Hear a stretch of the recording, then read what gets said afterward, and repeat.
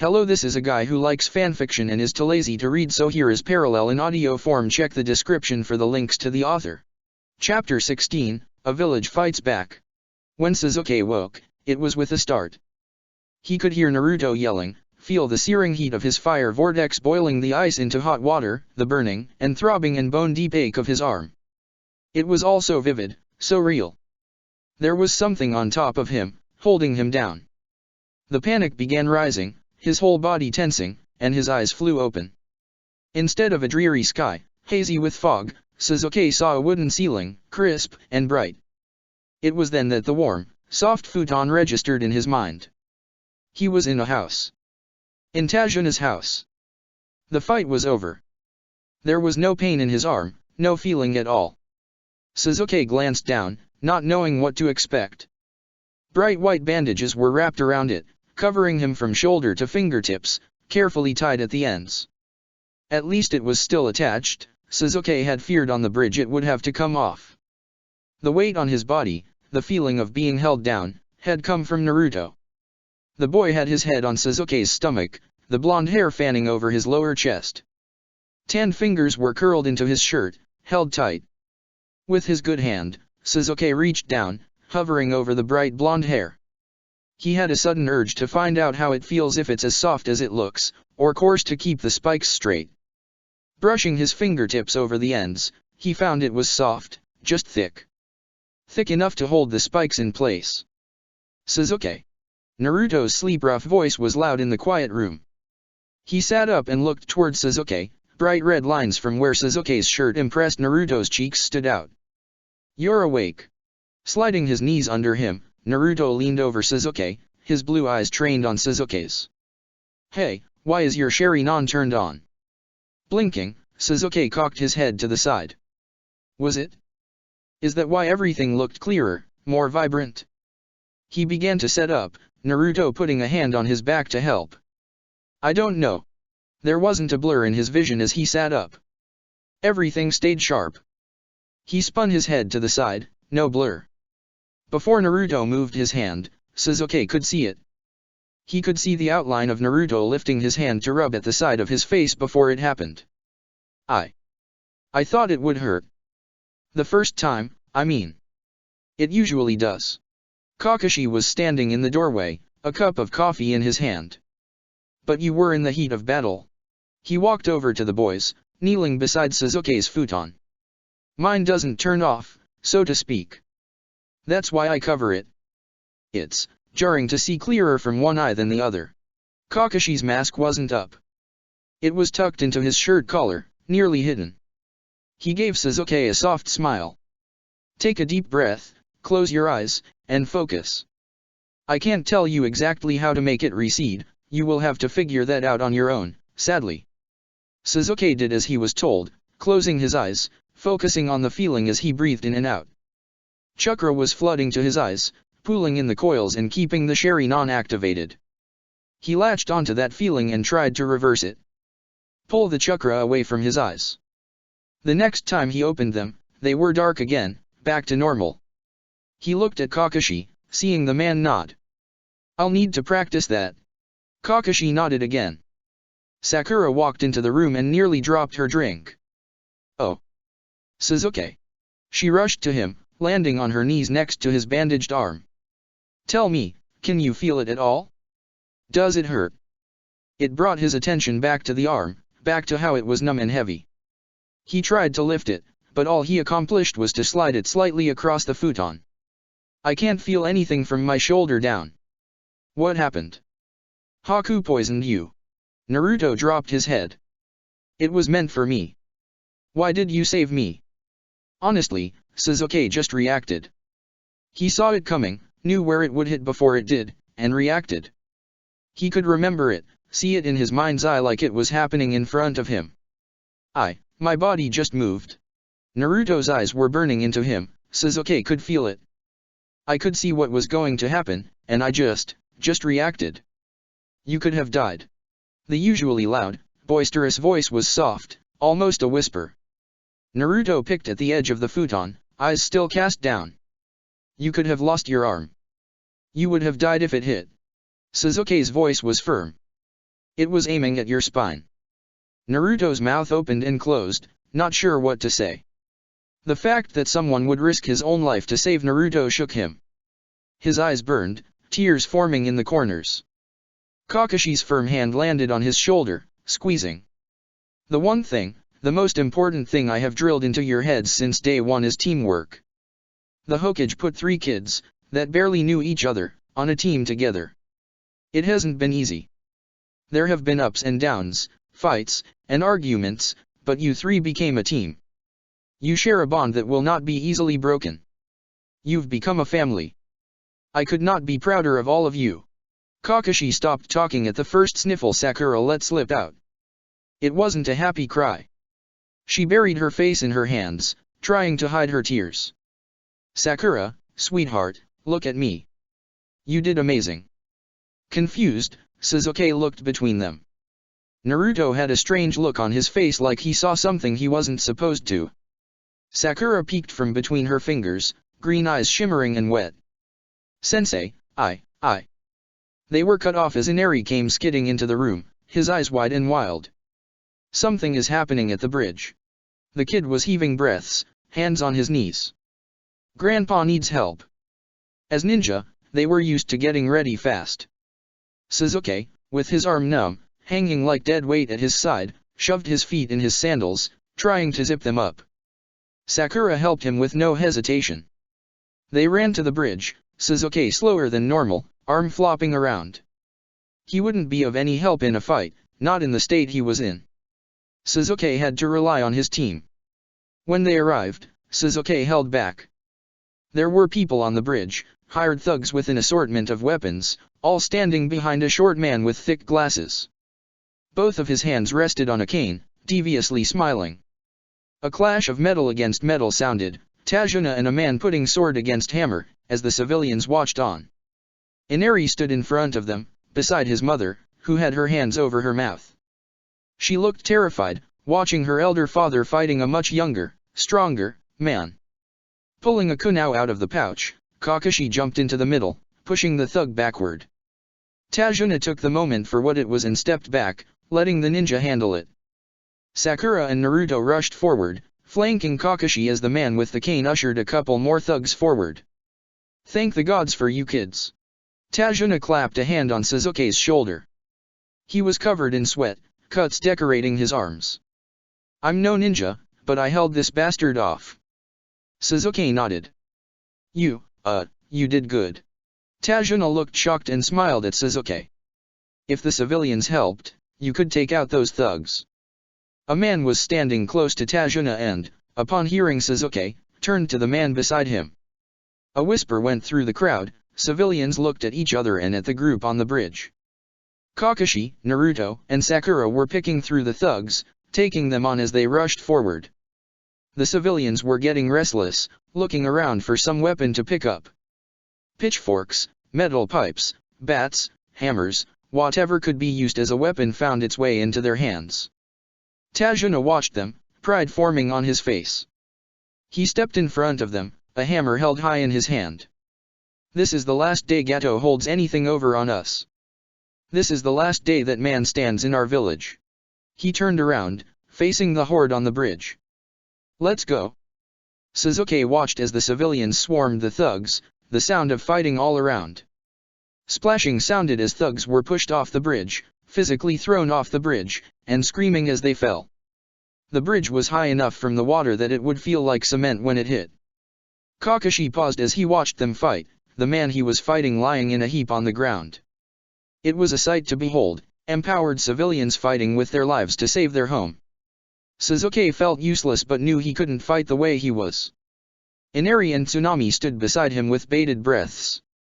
The small man with the cane escaped the brunt of the fight, stumbling backward. His cane was gone, replaced with a sword that was bigger than himself. He couldn't lift it, just pulling it with both hands. Inari yelled out, pointing at the man. It was Gato. This small man with thick glasses was the shipping magnate that destroyed an entire island. That's all he was. A small man who used money to create power and strength. He was pathetic. While the group was still fighting, Inari broke free of his mother, running at Gato. Sasuke saw it in slow motion, Inari jumping on the man's back, small fists slamming into him over and over. Before anyone could move, Gato spun around, the sword sliding across the bridge and falling from his hands. Tsunami pushed past Naruto, running at her son. Gato had enough and grabbed Inari by the hair, throwing the kid to the ground. With a dull crack, a metal pipe slammed into the back of Gato's head, blood pouring onto the bridge. Tsunami stood behind him, pipe still raised in the air. When Kakashi's hand gripped Tsunami's, the woman spun around, ready to strike again. When she saw the Jounin, she stopped. He hurt my son. She was shaking as the pipe dropped to the ground. Did I kill him? With a look toward Sakura, who was knelt on the ground to feel for a pulse, Kakashi saw the look on her face. Yeah. But he deserved it. He motioned for Inari to come over, and the boy did. He clung to his mother, a bruise, and some brush burn on his cheek. Go sit down. It's okay, Tsunami. She nodded and walked toward the houses. The fight had died down. Civilians looked proud as they took in the thugs lying on the bridge. They slowly trudged back to the village, blood and bruises and cuts littered their bodies. It did nothing to dampen the achievement, the thrill of defending their village and taking it back. Tajuna stepped up to Gato and stared down at him. Blood pooled around the small man's head as he lay on the bridge. Several civilians spit on him as they walked past, cursing him. The old man shook his head. You know what, Haytake? I think your kids did earn a rank pay. Bending over, he picked up Zabuza's sword and walked over to Sakura. And, Pinky, you earned this. He handed it over to her. Sakura took it, a look of confusion in her eyes. I can't take this. What I did to Haku, I shouldn't. Kakashi leaned down in front of her. Haku was trying to kill me. He had tried to kill Naruto. Almost did kill Sasuke. What you did, Sakura, is protect your team. And you protected us with one of the largest swords in existence. Zabuza hurt many innocent people with that sword. You, however, can give it a different destiny. There's a difference between harming to protect and harming just to harm. Allow the Kyubikaribasho to show you the difference. He stood up and grabbed the hilt of the sword. Tajuna bowed out, going to his family at the head of the bridge. Naruto and Sasuke stood a few feet away, watching as Kakashi handed the hilt to Sakura. Take this sword and protect the people you care about. With tears in her eyes, Sakura put her small hand around the hilt, gripping it tightly. It was too thick for her fingers to wrap clear around, but she did manage to lift it up, keep it from screeching across the ground as she turned to face her team. Will Kiri want it back? Probably in time. We will cross that bridge when we get there. Kakashi pat her on the head before gently leading her off the bridge. We need to get you a halter. Some way to keep it off the ground. He smiled as the sword bounced off the cement as Sakura walked. Don't want to chip the bridge, do we? Sakura giggled. The boys fell in line as Kakashi and Sakura passed them. Naruto had a huge smile on his face. Sakura, you look badass. Wait until Ino sees you with that sword. She gave him a smile, but the memory of what she'd done with the Kyubikaribasho ran through her mind.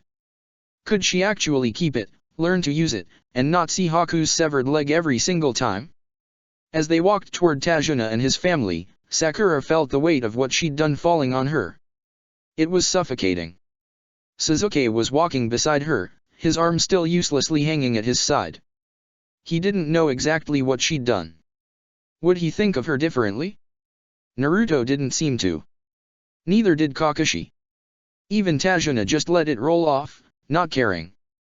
When Sasuke looked at her, giving her a small smile, Sakura realized that they were there for her. They weren't going anywhere. They were a family, her family. And, now, she had a huge sword to protect them with. When nighttime came, after the village worked at cleaning the bridge and burning the bodies, the village erupted in song. Several people had guitars, small drums, and a few assorted wind instruments. They took up a circle in the center, buckets and logs as makeshift seats, and played old songs the kids had never heard. Old folk songs floated through the air as some people danced and sang along. With a laughing Tsunami in his arms, Tajuna danced in circles, drunkenly singing along to the music. They revered her as a hero, as the one who killed Geto, the one who saved the village. Inari had argued, saying that the real heroes were Team 7, but Kakashi stopped him. The village needed a hero. They needed someone to look up to learn from. It was fitting that Kaizo's wife would be the one who took up that mantle. With his orange jumpsuit covered in rips and tears from Haku's needles, Naruto changed into a dark blue shirt and black shorts. Even sitting on a bridge on the water, with the sea spray blowing around them, it was still hot and humid in Land of Waves. He'd left his headband in his backpack, making his blonde hair fall over his forehead. 3 young girls, all giggling and leaning into each other, slowly made their way toward the ninja. Sakura immediately rolled her eyes, assuming they were coming for Sasuke. Most girls in Konoha did. Instead, they pushed the girl in the middle forward, right in front of Naruto. She had long brown hair and big brown eyes. With a glance back at her friends, who waved her on, she held a hand out to Naruto. Do you wanna dance? Comically, Naruto turned and looked behind him before turning back to the girl. Me. She nodded. Oh. He would love to. Sakura pushed Naruto up. Go easy on him, girls. He's had a rough couple of days, being a ninja and all.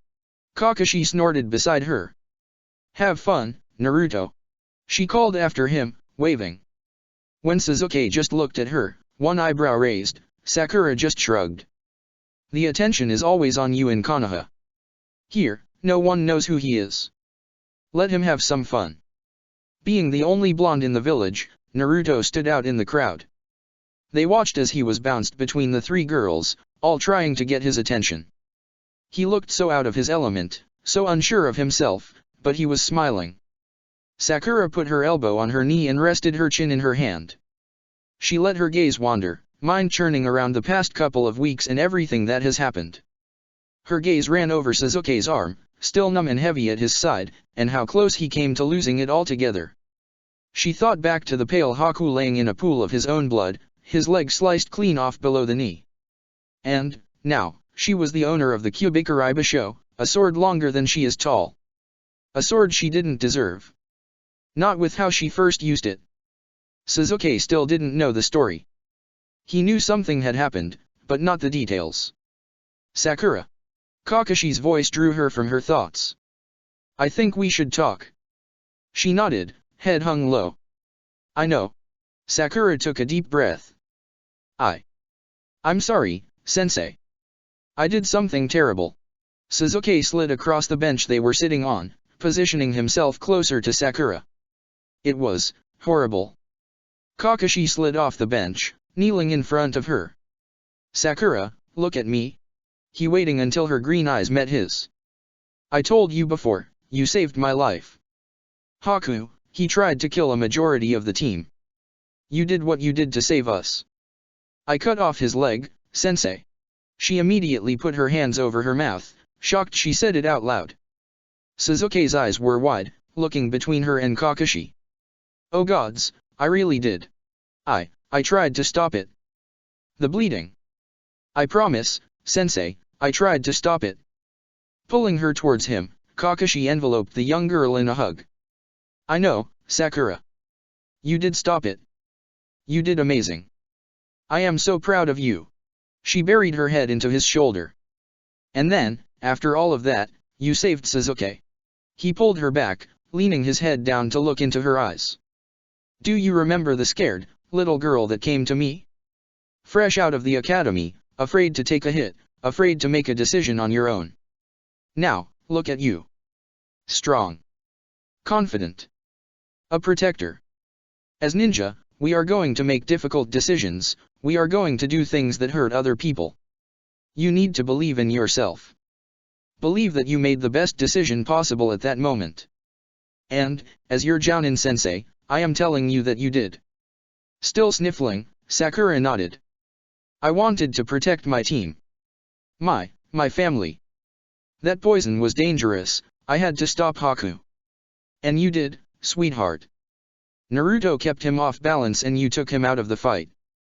Now Haku and Zabuza will not be a threat. It will take them a long time to heal, and even then, their employer is dead. They have no reason to come back here. You saved the land of waves. That hit Sakura. She froze, her eyes wide. Spending so much time blaming herself, looking down on herself for desecrating Haku, she never stopped to think of what came next. Did she really save a village? Surely it wasn't her. Surely, she wasn't the deciding factor. No, not me. Kakashi huffed out a laugh. Sasuke was poisoned, so he wasn't awake for this. Let's give him the rundown and let him decide. Sakura tilted her head. Kakashi turned his eyes to Sasuke. After you got poisoned, Naruto attacked Haku. Zabuza tried to intervene, but Naruto hurt him pretty bad. Haku, seeing Zabuza hurt, attempted to throw his poison senbon at me. Sakura picked up Zabuza's Kyubikaribisho and sliced Haku's leg off. After that, they were both too hurt to continue and fled while Sakura and Naruto were healing you. He paused until it all sank into Sasuke's head. Sakura. Kakashi's right. You saved the village. Sasuke looked at Sakura as if he'd never seen her before. The reason everyone was pushing that sword onto her made a lot of sense, now. She did earn it. Hell, she more than earned it. Would you be thinking it was wrong if me or Naruto would have done that? Sakura shook her head. Then why do the rules change for you? Exactly. Kakashi smiled. He looked up, finding his third kid in the crowd. Sakura, honey, go save Naruto. I think those girls are overwhelming him. It wasn't a lie. Naruto was looking tense out there. Sakura nodded, merging into the crowd until all he could see was pink hair dodging through people. How's your arm? There was a heavy sigh as Sasuke tried to lift it again. Feels like cement. Give it until tomorrow, see if anything changes, okay? Sasuke nodded, his eyes roaming over the crowd. Those girls. They don't know Naruto. Kakashi sat down next to him, waiting for Sasuke to keep talking. Sakura pushed him to go. There was a mission, from the previous timeline when the kids were 13 and days away from the Chunin exams, that came into Kakashi's mind. A small farming village sat on a river, a watermill clacking from the shore. There were hungry bandits stealing their food every night. The mission was to clear out the bandits, which they did, but that wasn't what brought the mission to mind. It was what happened after. It was the two girls who had made Naruto cookies as a thank you. It was the look on Sasuke's face when they smiled and giggled and made Naruto's face turn red when they complimented him. At the time, it didn't occur to Kakashi what he was seeing. Now, he was beginning to understand. The same look that Sasuke had is mirrored on the current Sasuke's face. He's okay, Sasuke. Naruto doesn't get this in Konoha, Sakura just wanted to let him enjoy himself. Sasuke wasn't looking at Kakashi, he was still searching the crowd. Kakashi smirked, watching the boy look at nothing but his blonde teammate. They don't know him. Sasuke's good hand was gripping the fabric of his shorts. Not like we do. He sat up straight. Kakashi followed his eye line, seeing pink and blonde hair dodging through the crowd. Sakura broke through, pulling a smiling Naruto by the wrist. Sasuke immediately settled, relaxing back against the bridge. Have fun. Kakashi saw Naruto's face turn red as he rubbed the back of his head. The kid honestly looked embarrassed. How adorable. He's blushing. While Naruto spluttered, Sakura just laughed. They didn't want to let him go, sensei. They were mad I came and got him. She bumped her shoulder into Naruto's. Kept telling him how pretty his eyes are. Sakura poked his cheek, teasing him. Naruto batted her hand away, pouting. He looked at Sasuke for support, but the boy was stoically keeping silent. Kakashi stood up, motioning the kids to follow him. Early to bed for you three. We will leave at dawn. Time to head back to Konoha. He put a hand on Sasuke's back, leading him forward. Back to real life, kids. In the moonlight, Sakura and Naruto pushed 3 futons together. They surrounded Sasuke, 2 crescents forming a protective bubble around the injured boy. Sakura peeked over Sasuke, finding Naruto's eyes in the darkness. Those girls were right, Naruto. You do have pretty eyes. Naruto buried his face in the pillow. Don't tease me. I'm not. Sakura giggled. They're so bright and clear. She reached over Sasuke, pushing blonde hair back from Naruto's forehead. It's funny, they always reminded me of Yondame's eyes. When we were kids and Iruka-sensei was teaching us about the previous Hokages, he had this picture of Yondame, do you remember? The girls were all yapping about him being cute and all that, but I was fascinated by his eyes. Kakashi stepped into the room, seeing the worried expression on Naruto's face through the slice of light from the door. Why aren't you kids sleeping yet? He'd only caught the tail end of the conversation, but it was enough to see why Naruto looked so panicked. Sakura didn't realize how right she was. Come in, eyes shut, let's go. Sakura curled into a ball with the sounds of the bridge party coasting through the open window, her head close to Sasuke's bad arm without touching it. Kakashi smiled at Naruto, showing him everything was okay, and then the blonde mimicked Sakura's positioning. Sasuke stayed on his back, the only way his arm didn't ache, and closed his eyes. He would never admit it, but being surrounded by them made him feel safe. Letting out a comfortable sigh, Sasuke drifted off. The sun was barely peeking over the sea when Team 7 gathered in front of the house. A very hungover Tajuna waved them off, his other hand nursing a coffee. Tsunami smiled at them, seemingly feeling carefree, before pulling Sakura into a hug. Make sure you look at the bridge before you leave. Something interesting happened last night. Tsunami whispered in her ear. When Sakura pulled back, she looked confused. The woman just patted her head and giggled. It was Sasuke who saw it before anyone else did. A large white banner strung high on the bridge. Pink blooming trees decorated each end with careful black brush strokes spanning out between them. The Great Sakura Bridge. Her hands immediately covered her mouth, the Kyubikurei Basho clattered to the ground. Sakura's eyes were wide as she took in the sign. No. Why?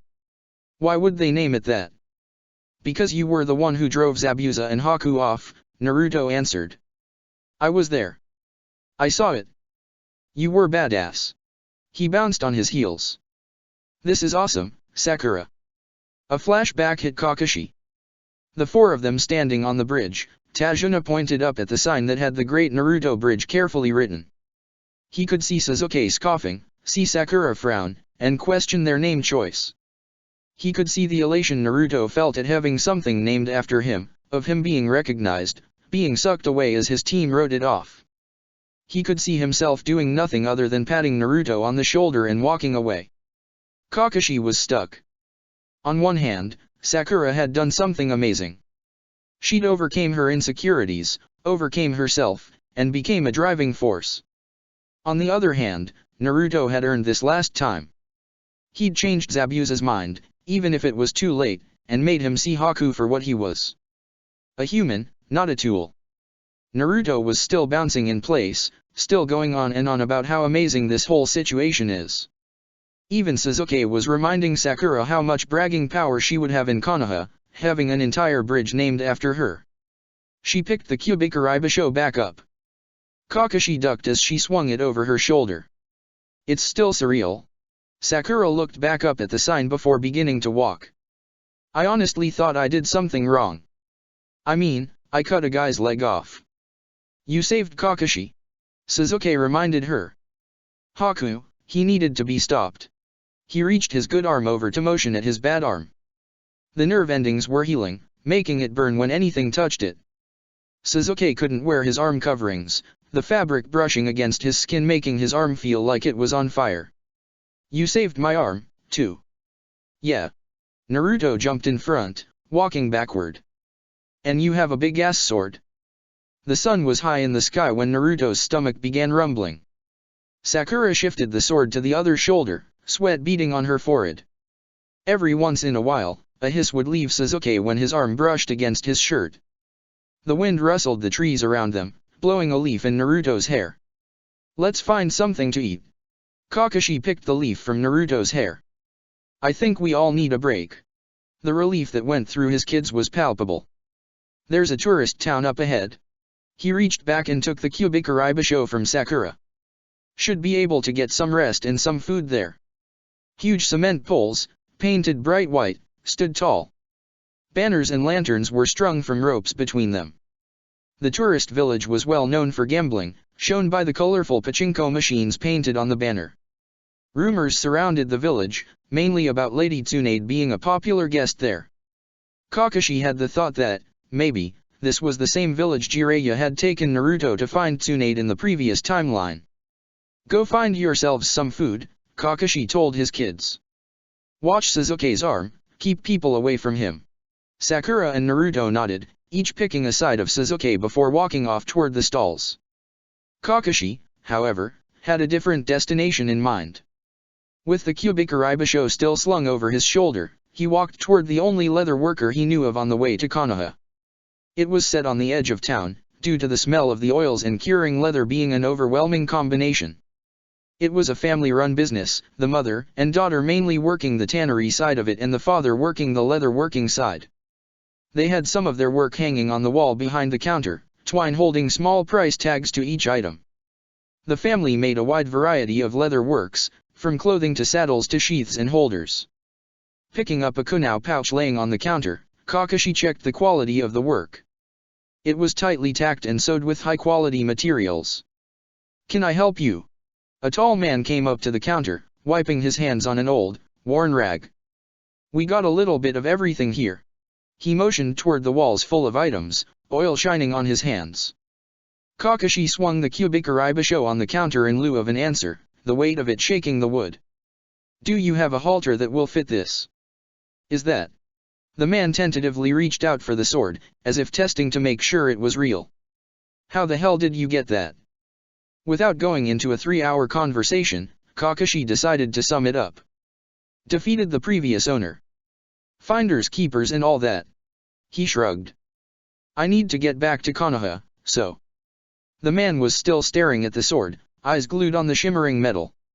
"I've seen drawings of it, but never the real piece." "You defeated the owner, huh? Well, they don't make them weak in Konoha, do they?" He walked over to the wall, scratching his chin as he looked over the halters already made. "Damn, not sure I have one big enough." "Oh, wait." He rummaged through a wooden box before pulling a strip of leather, stitched with bright pink thread, out. "Don't suppose you'd want something pink, huh?" Actually, Kakashi huffed out a laugh. "The sword belongs to my student. She would adore something in pink." "You're kidding." The man searched Kakashi's face for a lie. "Damn, you aren't kidding, are you?" He laid the leather halter on the counter. "Was teaching my daughter to work the leather. She's great at tacking and stitching, not so good at measuring. Not sure where she got the pink stitch, but she was damn proud of it. She'll be happy she sold it." Nodding, Kakashi handed over the money. "My student will be happy with it, too." He wrapped the halter around the sword, making sure the snap shut tightly and held it firm. Giving it a jiggle, he saw that it gripped the sword tightly. "Thanks." Kakashi gave him a wave before walking off to find his kids. This will make the walk so much easier on Sakura. He found the 3 eating onigiris on a bench. It was probably the easiest thing for Sasuke to hold with one hand. Sakura actually squealed when Kakashi handed her the halter, marveling over the pink stitching in the light leather. He had to make another hole with a kunao to buckle it tight enough, but she was happy. People just stared at her as she whirled around, feeling the sword jiggle behind her. "Sensei! I love it!" She flung herself at Kakashi, wrapping her arms around his middle. "You're the best." Something warm settled in Kakashi's chest as he patted the young girl on the back. "I think you've earned it." She smiled up at him, all teeth and squinted eyes, before pulling away and showing the boys. After they were done eating, Naruto volunteered to throw their garbage away. Sakura was running a green glowing hand over Sasuke's arm, seeing if she could calm down the newly awakened nerves. He kept wincing in pain when Sakura's chakra pulsed through his sensitive skin. She apologized but kept up her attempt at healing. Suddenly, Naruto came running back to the group, his eyes wide and a huge smile on his face. His frog wallet was stretched out as far as it would go, held tightly in his hand. "Hey! Hey! I won! I won!" He slid into Kakashi, bouncing on his heels. "That old guy gave me a free ticket and I won." Naruto thrust the wallet into Kakashi's face. "The jackpot, too. Look at Gama-chan. He's so fat. Kakashi just stared at him. You won the jackpot? And he actually gave the money to you. He wasn't going to, but this old lady behind me said he had to. She had a pig in her arms that oinked at me. The old lady wanted me to go with her, to the gambling house, but I told her no. Naruto tilted his head to the side. Sensei? You're looking at me funny. Did I do something wrong? The Jounin shook his head. No, Naruto. You didn't do anything wrong. You won the money, fair and square. He patted the kid on the head. That old lady you saw, was she blonde? Long hair. Naruto nodded, looking confused. And she was going to the gambling house. Sensei. Sakura had her hands in front of her chest, worried. What's going on? Kakashi motioned for the group to follow him. If my hunch is right, Naruto just met a Sunin. The three of them just stared at him. I think you just met Lady Tsunade. Senju Tsunade. Sakura breathed out. The healer who wrote the book. She grabbed Naruto's hand. Show me where she is. As they rounded the corner, an old man in a small booth began yelling at Naruto, calling him a cheater. One look at Kakashi's Sharingan and he shut up. Kakashi didn't have time for this. He had a Sunin to find and ask to heal his student. Sakura was doing as much as she could, but Tsunade could do more. Naruto led them to a gambling house, pointing at a dark-haired lady standing outside, a pink pig in her arms. There's the pig, Naruto said, pulling on Kakashi's sleeve. That lady was with the old lady. It was Shizune, Tsunade's apprentice, who, in this timeline, Kakashi hadn't seen in years. They'd only met a handful of times, even then it was briefly. He wondered if the young woman even remembered who he was. The last time he'd seen her was on the battlefield, hunched over Tsunade's dying body in an attempt to heal her. Then the meteors began. Kakashi shook the image out of his head before walking over to her. Lady Shizune. She spun to face him, the pink pig giving a annoyed oink in protest. Her dark eyes narrowed at him before realization hit her. Kakashi? Oh wow. Fancy meeting you here. She gave a nervous laugh. What brings you here? He hiked a thumb over his shoulder. We had a pretty rough mission. Could I trouble you for some healing? She looked him over. Not me, he turned and motioned at Sasuke to step forward. This is Sasuke. He got poisoned. Our little healer, Sakura, got his arm this far, but I was wondering if you could help. As Shizune sat taunting on the floor, Kakashi let out a breath he didn't know he was holding. It's not Tsunade, but Shizune is a skilled medic in her own right. Sasuke explained what his arm felt like, trying to hold it up for her. The woman took it, gently, and checked it over. Sakura pressed herself against Sasuke's good side, her eyes trained on what Shizune was doing. So, you want to be a medic? Shizune asked, glancing at Sakura. Sakura nodded. Sensei put the idea in my head. He gave me a book, Senju Tsunade wrote it. Shizune's head whipped up. It was so interesting. I learned so much. I began training at the hospital. I can do a little bit. So, you healed this arm. Shizune raised an eyebrow at Sakura, who just nodded. A genin, barely any training, managed to bring dead nerve endings back. She looked up at Kakashi. I know licensed surgeons who can't do this. Kakashi laughed. She's a natural. She was training for, maybe, a week and was able to heal a pretty deep cut. Leaves small scars, but nothing ninja can't handle. There was silence as Shizune took that all in and ran a glowing hand over Sasuke's arm. After a while, she glanced up at him. This is going to hurt. Just breathe through it. The boy nodded, but his eyes were a little wide, a little scared. Okay, here we go. Kakashi caught Sasuke when his knees buckled. Okay, all done. How does it feel? Feeling like his stomach was going to purge itself at any moment, Sasuke tried to breathe through nausea. He looked over at his arm, the one that had been hanging, burning, and useless. His fingers moved, fist squeezing closed and relaxing open. Then he tried to lift it up. Still feeling a little heavy, the arm reacted, lifting up in the air. I can move it. He was so relieved. Shizune. Tsunade ducked out of the building, taunting pulling at her pant leg. What is wrong with this pig? Once she saw Naruto, the woman pointed at him. Oh, it's you, brat. Here to take a crack at real gambling. Naruto crossed his arms and looked away from her. I already won. That's when you quit playing. Apparently, you need to learn that. Tsunade drew down her eyes and snarled at him. Kaka-sensei, are you sure she's a Sunin? She doesn't look powerful to me. Naruto, hush. Kakashi patted his shoulder. With one flick of her finger, she can send you through a cement wall. Don't provoke her. Yeah, brat. Don't provoke me. Tsunade growled out. Who is this kid, anyway? Before Naruto could say anything, Kakashi clamped a hand on his shoulder. This is Uzumaki Naruto. Tsunade's eyes went wide.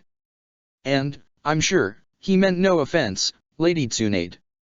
Naruto wasn't ignorant of the way people looked at him. He'd seen hate and disgust on people's faces his whole life. It was recently that he began to see acceptance and caring, and he sucked that up like a sponge. This look on Tsunade's face, however, Naruto hadn't seen before. It was like she saw a ghost, someone who shouldn't exist, shouldn't be in front of her. She stared at him, from his hair to his feet, with that same look on her face. Naruto fidgeted, uncomfortable with her staring. Tsunade turned her head toward Kakashi, her eyes shifting between Naruto and the Jounin. Oh. Okay, then. Huh. Well, brat, learn some respect. With one final glance at the boy, Tsunade ducked back into the gambling house. Shizune sighed, flopping down on a bench behind her.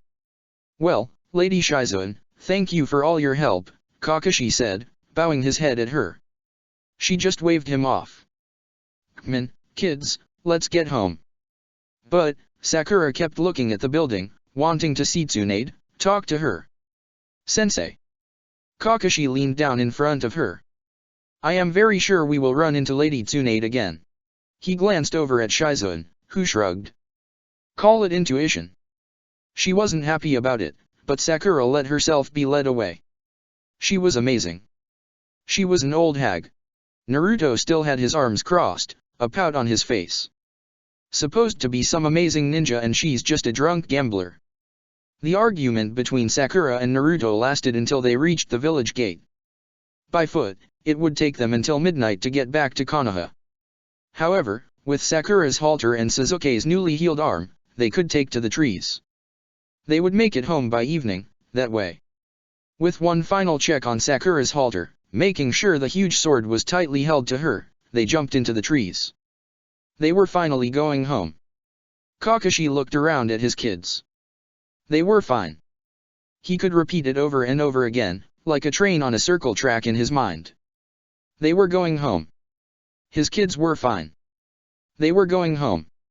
His kids were fine. For a little while longer, Kakashi could breathe. Chapter 17, Homestead. Interesting. Sarutobi sat behind his large desk, a familiar pipe hanging from the corner of his mouth, as he read over the mission report. Anything else I should know? Anything omitted from the report? Sasuke tensed, hearing the dig for what it was. A challenge. His father was the head of the Uchiha clan. Sasuke grew up surrounded by politics. He knew what hidden meanings, words written between the lines, meant. This wasn't just a question of things that needed to be redacted, it was the Hokage challenging Kakashi, accusing him of hiding information.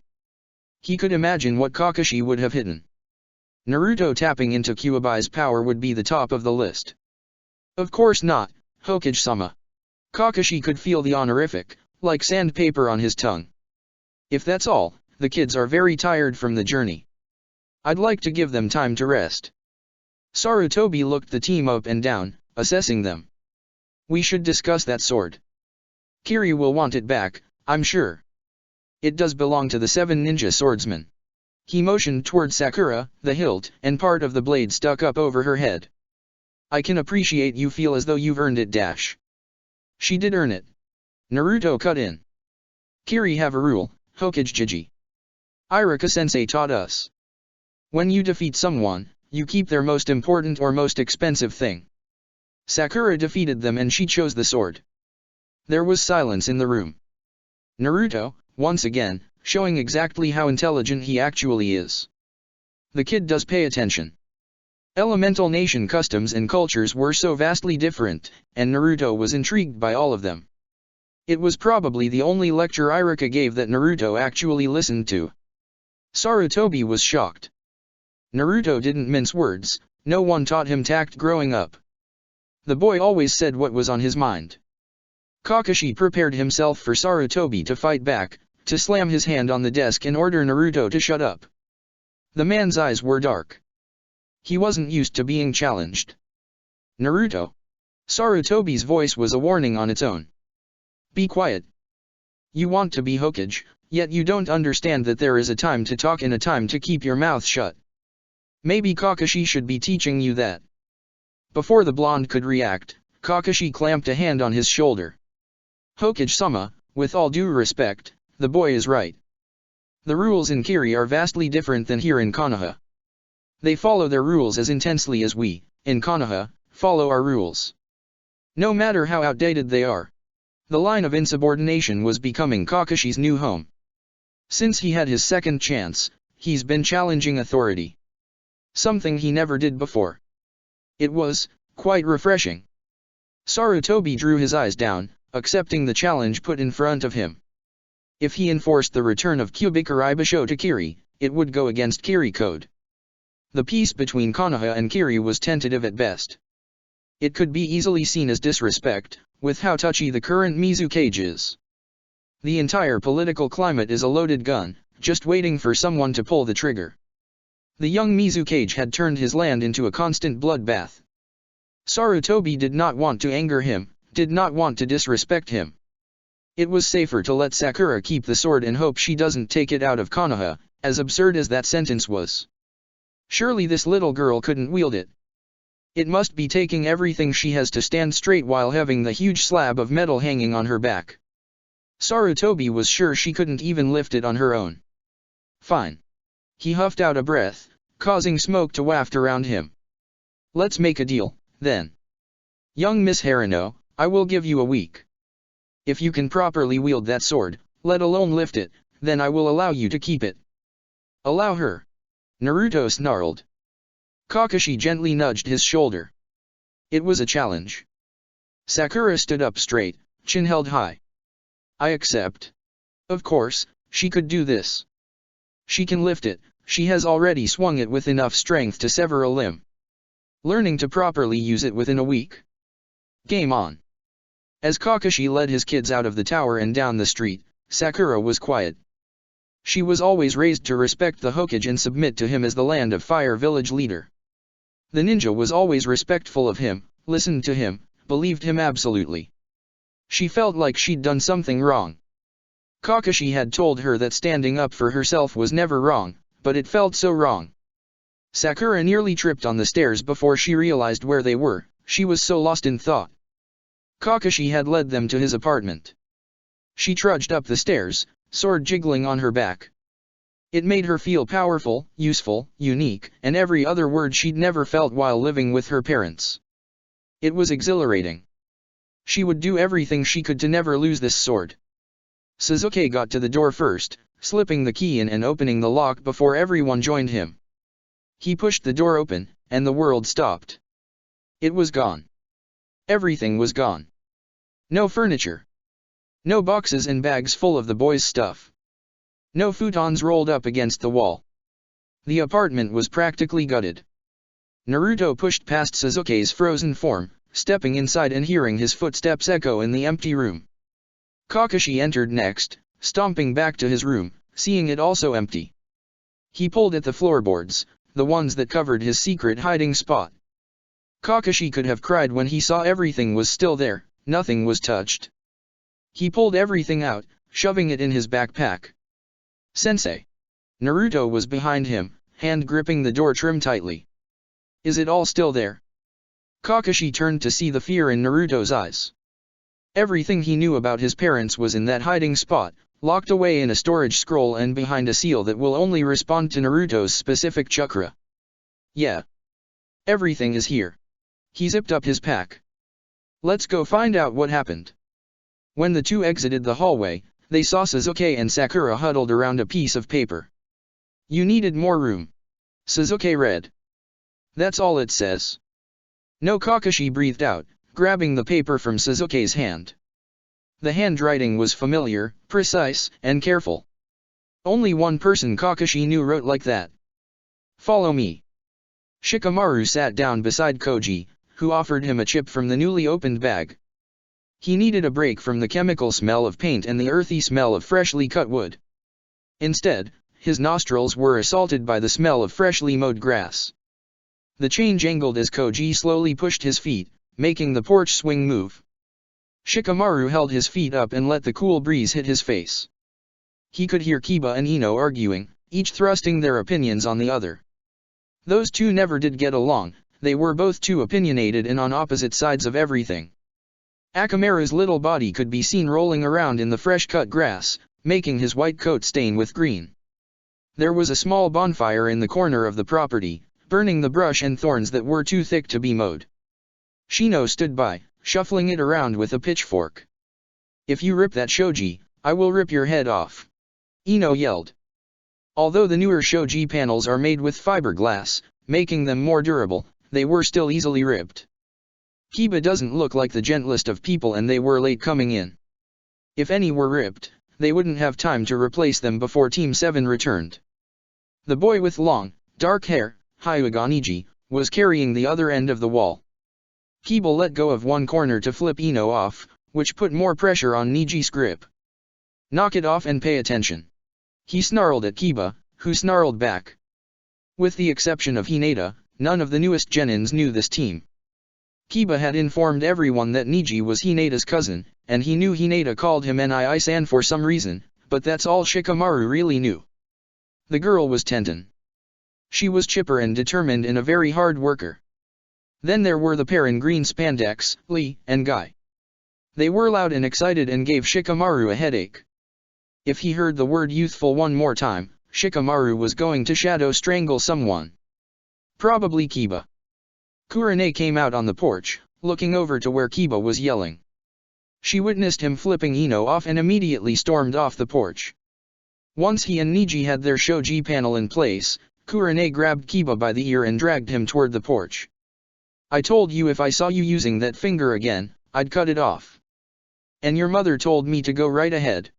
The boy spluttered, calling to Akamaru for help. The small puppy just continued to happily roll in the grass. Shut up and sit here. Time out. Koji waited until Kurane went back inside before he began chuckling. Kiba shot him a glare. From inside, Kurane, Hinata, and Tenten were making sure the rooms were finished and all the items were in their place. Most of the shelves they left blank, leaving room for everyone to personalize their space. Asuma stepped on the porch and lit a cigarette, seemingly done with his walk through. He eyed the three boys on the porch and sighed. Since you three are just sitting here, why don't one of you go be lookout at the end of the path? The team should be here soon. It won't take them long to give a mission report, surely. Whistling to Akamaru, Kiba pushed off the step. We will go. The other two boys didn't argue, just let Kiba disappear down the long path. Why don't you two help with the dojo? Shikamaru, your father should be here, soon. Better make it look like you're doing something. Asuma saw the flat look on Shikamaru's face and chuckled. Yeah, never mind. Movement ahead caught Asuma's attention. Ah, right on time. Inoichi and Shikaku came strolling up the path. The blonde took one look at the dojo and shook his head. He mumbled something to Shikaku before jogging toward the building. Shikaku, with his hands in his pockets, just continued to the porch. They just left the tower. Shikaku peeked inside the house, nodding in agreement. Looks good. Should fit Kakashi and two teenage boys. He turned back to Asuma. Tenzo did well. He didn't have time for the dojo. Asuma shrugged. He did the frame. It was some emergency mission he got called on. Two Umbu showed up to get him. Shikaku nodded. Anything we should know about? Shikaku huffed out a laugh. I'm Jounin commander, not Umbu commander. The unimpressed look Asuma gave him was telling. Well, one scenario for pulling Anumbu out of his break day would be a security threat or maybe an assassination attempt. But I can't speak to this particular reason. With a snort, Shikamaru took another chip from Koji's bag. Sure, speaking a lot for someone who can't speak. Don't you have something to do? Shikaku said with a smirk. Shikamaru pulled his legs up to his chest, reveling in the feeling of the porch swing. Nope. While they waited, everyone slowly trickled into one area. They were all gathered on the porch, making small talk, when Kiba and Akamaru came running up the path. They're coming. He slid to a stop in front of the steps. I could hear Naruto talking. I know I have good hearing, but that kid was always so loud. Koji snorted. Haven't seen him in a while, have you? Kiba gave him a strange look. He's different. Calmer. He looked from Shikamaru and Ino for agreement. You'll see. Sensei. Naruto jogged to catch up as Kakashi turned down a path covered in trees. Where are we going? What's going on? Turning his head, Kakashi found Sasuke and Sakura in his peripheral vision, looking just as confused. Kakashi didn't want to get the kids' hopes up. He wasn't entirely sure what was going on, and didn't want to tell the boys they had a house and then there not be one. Besides, Kakashi didn't know if he had friends who would go that far for him. He'd only mentioned it to Shikaku and Inoichi, neither of whom he was extremely close to. The only person who would do something like this was Guy, but he had taken on Genin. Surely the man didn't have time. And Tenzo was off on a mission, not due to be back until a day or so later. No, whatever was happening here, it wasn't a house. It couldn't be. He wasn't even sure he was taking them to the right place, at this point. Something was leading him here, something pulling behind his center, leading him to a place he used to call home. Oh, how he wanted to give those two boys a home. Naruto, who had never had one, and Sasuke, who had lost his. Those boys deserved this. He ran a hand through his hair and plastered on a fake smile. Well, I'm not sure. But I have a feeling we are supposed to be going here. Where is here? Naruto gripped Kakashi's sleeve, a habit he'd picked up. It helped calm the boy, center him. He did the same thing with Sasuke's arm coverings, gripping them when he is unsure. It was different with Sakura. He usually just stood close to her, arms touching. We are close to the wall, I think. I haven't been here since I was little, though. Sasuke gave him an odd look. Why were you here? Oh, well, when I was having bad days, I used to just walk. That wasn't half of the truth. He had to know the layout, had to know where the best hiding spots were. When the civilians were angry, which was worse around his birthday, he couldn't get a moment's peace. His only solace was the woods. There are patches of land that people don't go to, not even the guards. He would be the only one there, he would be alone, and Naruto could just breathe. Sakura gave him a sad look, reading between the lines. She was good at hearing what wasn't said. It is quiet out here. Exactly why I wanted it. Kakashi smiled, motioning them to keep walking. Everyone needs quiet, sometimes. Up ahead, marked only by a worn cement post at the corner, was the entrance. His father used to keep it painted, topped with a stone wolf. But the wolf was long gone, eroded with time, and the post was covered in vines, high grass surrounding the base. Something pricked at his senses, the sound of rustling and crunching, but he ignored it. Just kept his kids walking up the path that had been reclaimed by nature. There were cracked twigs, leaves ripped from the trees, proof someone has been here. The grass growing over the path was pushed down, the markings of wheels impressed into the foliage. With a glance back, Kakashi saw that his kids noticed, too. They were silently pointing it out to each other, stepping around the tracks to keep them preserved. Once the path broke open into the clearing, the four of them stopped in their tracks. Kakashi was expecting a house that had been overtaken by vines. Instead, there was a brand new house, fresh paint, and raw wood. The dojo was replaced, shoji panels bright against the dark green background. The doors were open to show fresh tatami mats. The smell of freshly mowed grass was heavy in the air. The porch, which Naruto was excited to see, was filled with people, some the genin knew and some they didn't. Kakashi felt frozen in place. It wasn't the building he had mapped out in his head. This was better. It was beautiful. It was perfect. Ino came running at them, her arms open wide as she crashed into Sakura. "Oh, I've missed you so much." She pulled back, grabbing Sakura's face in her hands. Then, as if finally noticing the abnormally large sword poking up behind the girl's head, Ino gasped. "What is that?" "Kyubikurei Basho." Sakura stood straight and tall, proudly showing off her sword. "I earned it." She turned around, showing off the pink-stitched halter and huge sword. Ino's eyes were wide. "Isn't it pretty?" Ino was still surprised, but she did not. "Wow." Then, as if remembering where she was, she startled. "Oh." She motioned at the boys.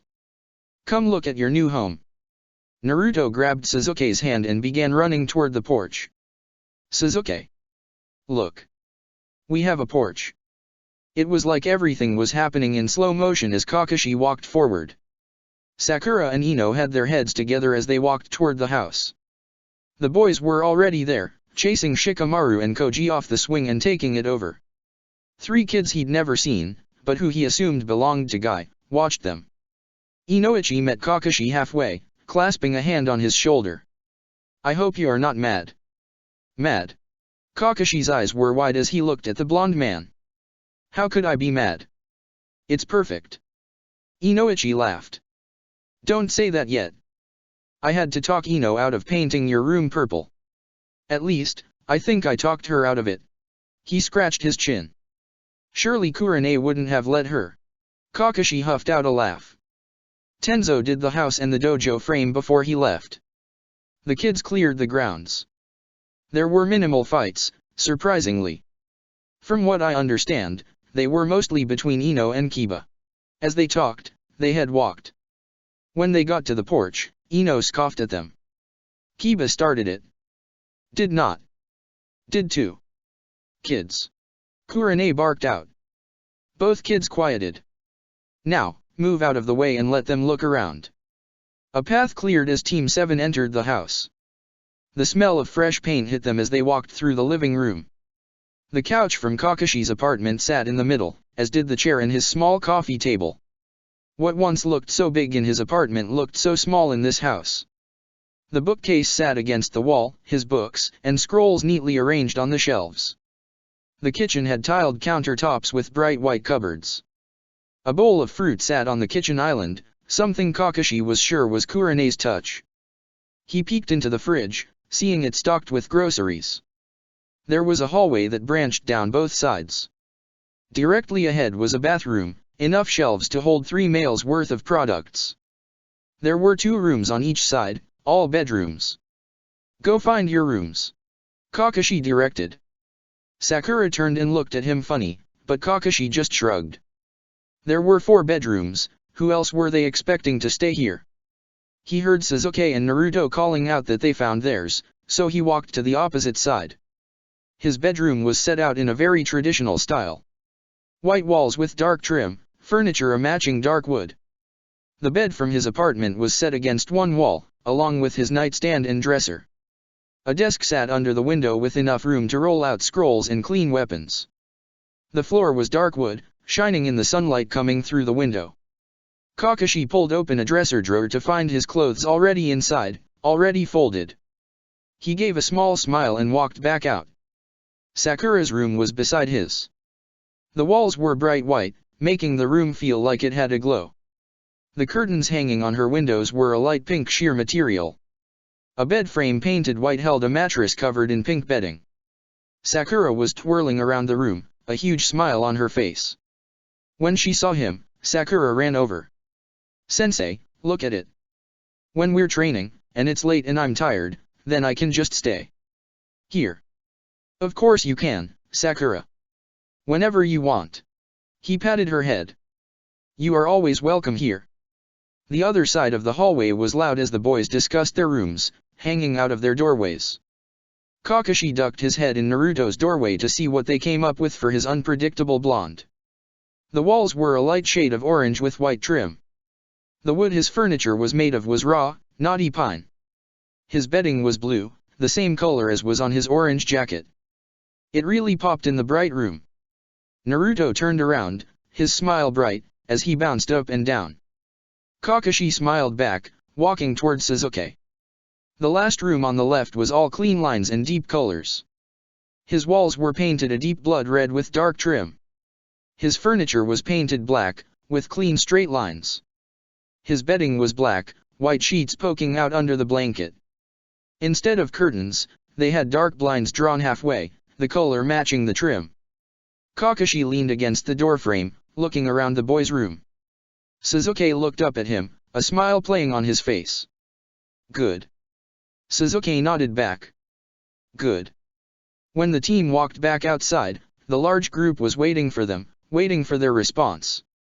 Sakura jumped on Ino, nearly knocking the girl over. She cooed about how much she loved her room and she loved the house, turning to each person and thanking them. Shikamaru and Koji got a handful of Naruto as he bounced around them, so excited his words were running together and his voice was rising. Sasuke stood close to Kakashi, trying so hard to hide the smile pulling at his lips. Kakashi looked around, looked at all those people who worked so hard to make his wish come true, the wishes of his boys come true. He realized there weren't words to express how he felt. His vocabulary wasn't vast enough. Kakashi did the only thing he could do, the only way he could express it, even though it was less than they deserved. Thank you. Thank all of you. The chains on the porch swing rattled as Naruto flopped down. He grabbed Sasuke's arm, pulling him awkwardly on the swing with him. We have a porch, Sasuke. And a swing. Yeah. Sasuke righted himself, sitting straight instead of awkwardly leaning on Naruto's shoulder, before pushing his feet against the deck, making the swing move. The giggle that left Naruto went straight through him. Moron. It brought Sasuke back to a moment in his past when he was very young and visiting his grandparents. Itaka put his hands under Sasuke's arms, lifting him up on the worn swing that his grandmother loved. It had been painted long ago, but now it was peeling off, flaking under Sasuke's little legs. Itaka took a seat next to him and made the swing move. He immediately felt like he was flying, squealing in delight. Sasuke can still remember the smile on Itaka's face. Sakura. Kakashi got her attention, making her turn away from Ino. Go put your sword down before you knock someone with it. A dark-haired girl with her hair in two buns stepped forward. Wait. Before you do that. Can I see it? The sword. When Sakura just looked at her strangely, the girl shook her head. I'm sorry. You don't know me. I'm Tenten. I specialize in weapons and I have only ever seen a sword like that in drawings. It's beautiful. Sakura's eyes lit up. I don't want to scratch the porch with it. Come to the yard with me. She looked at Kakashi as if asking permission, and he just smiled at her. Tenten followed behind, standing beside her in the grass. Sakura pulled on the sword, unsnapping the halter, before gently bringing it in front of her. Ino ran to her side, eyeing the weapon. The Kubikaribasho. When she placed the edge on the ground, it dug into the dirt. You can hold her, but I'm warning you, she's heavy. Shikamaru was standing by the porch, leaning against the banister. He raised an eyebrow as Sakura talked. Your sword is a girl. Of course she is. Sakura gently tilted the hilt toward Tenten. When the dark-haired girl wrapped her hand around the leather, and Sakura let go, she staggered under the weight. Warned you. Tenten's eyes were wide. She added her other hand and tried to lift it up. Although she managed to, it was a struggle. Oh my. I absolutely love her. Tenten was giddy as she looked the sword over. She turned around, smiling at her sensei. Guy sensei. She's perfect. With the good guy pose in place, Guy smiled back. I love seeing you so excited over this, my dear. He walked over, holding out a hand. May I try, Sakura? The pink-haired girl nodded, her hands itching to take the sword back, but trying to keep herself in check. Guy reached out, taking the sword off of Tenten. He lifted it up, as if it was nothing, and smiled down at her. Oh, this is wonderful. Nicely balanced for such a large weapon. It will make a fine addition to your skill set, Sakura. He handed the sword back to her. It didn't take long for the other genin to come running over, each attempting to hold it up, to lift it. Shino had put his hand on Hinata's back, ushering her toward the group. Naruto had grabbed Sasuke's hand, pulling him toward the group, also. Even though those two had both had their attempts at lifting the sword, Naruto inserted himself into the fray just the same. So, Kurane sidled up to Kakashi, eyes on the genin. Taking in 2 boys, huh? Never thought I'd see the day. The adults all settled on the porch, listening to the conversation Kurane was trying to start. Have you mellowed in your old age? Asuma snorted, blowing out the flame on the lighter as he tried to smoke a cigarette. There was a creak on the banister as Inoichi hiked a hip on it. He's definitely not the same Kakashi. Guy had it right, all he needed was a genin team. There was a strange look on Kakashi's face at Inoichi's words. He looked at Guy, who was suspiciously looking at the ground. Oh, what did you do, Guy? Kakashi was confused. When Sandaime brought up getting a genin team, Kakashi had just assumed it was because he was getting older, getting higher in seniority. It never occurred to him that someone put it into motion. But, why? The other adults all began looking uncomfortable as if they were seeing something they weren't supposed to see. Guy kicked a sandal against the deck, taking a deep breath. You weren't you anymore. You needed a break. You needed to regain your humanity. There it was. No verbal flair, no flamboyant personality, just a raw man worried about his best friend. Honestly, Kakashi knew he had changed. He'd lost so much in such a short period of time. His father, Obito, Rin, his sensei, he was hurting so bad. Kakashi just wanted to find a way to stop feeling anything. It was much easier to hide behind a mask and become a machine. It didn't stop the emotions, but it gave him an outlet. Not a healthy outlet, but an outlet all the same. But Kakashi had never, for a moment, thought he'd lost his humanity. The Umbu saw darkness, the underbelly of the nations that were thick with evil deeds. There were people in the world who were disgusting, evil beings. It had been his job to take them down, slice through the darkness so the light could shine through. You just, weren't you anymore? Guy's voice was quiet. The kids were giggling and talking in the background. Then it hit him. A memory he had long since buried. Guy's team had been assigned to parley with the Land of Woods. It had turned south, quickly, and Kakashi was called on to give Guy backup.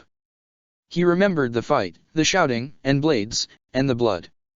He remembered the look on Guy's face, the shocked expression, and something Kakashi was afraid to name. Fear? Disappointment? Definitely an expression that should never be on his face. Was that the moment? Was that when Guy feared Kakashi would never be himself again? The old Kakashi might have been angry.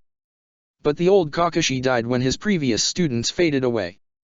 No, this was the new Kakashi, and this one had feelings and didn't hide from them. Thank you, Guy. You were right. Those 3 were exactly what I needed.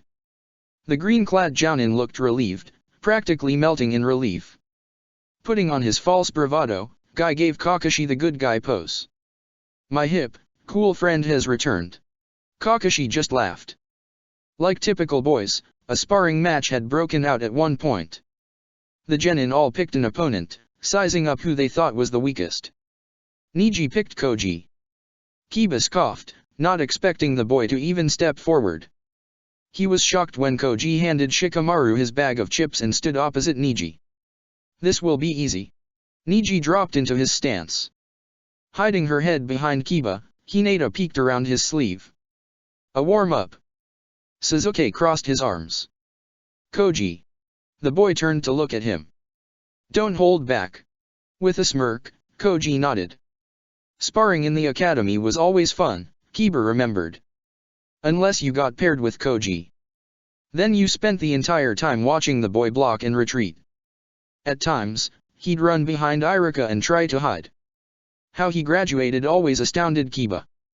He almost felt sorry for the portly boy. He knew what the Hyuga clan was known for. Hinata was an outlier. She didn't act like her father. She was too kind. Not Neji. Kiba felt himself sneer as he remembered that kid brushing past Hinata like she didn't exist. Like she was below him. The same way he was looking at Koji, now. He'd expected their sensei to put a stop to it. He'd expected someone to come down there, pair them off more equally.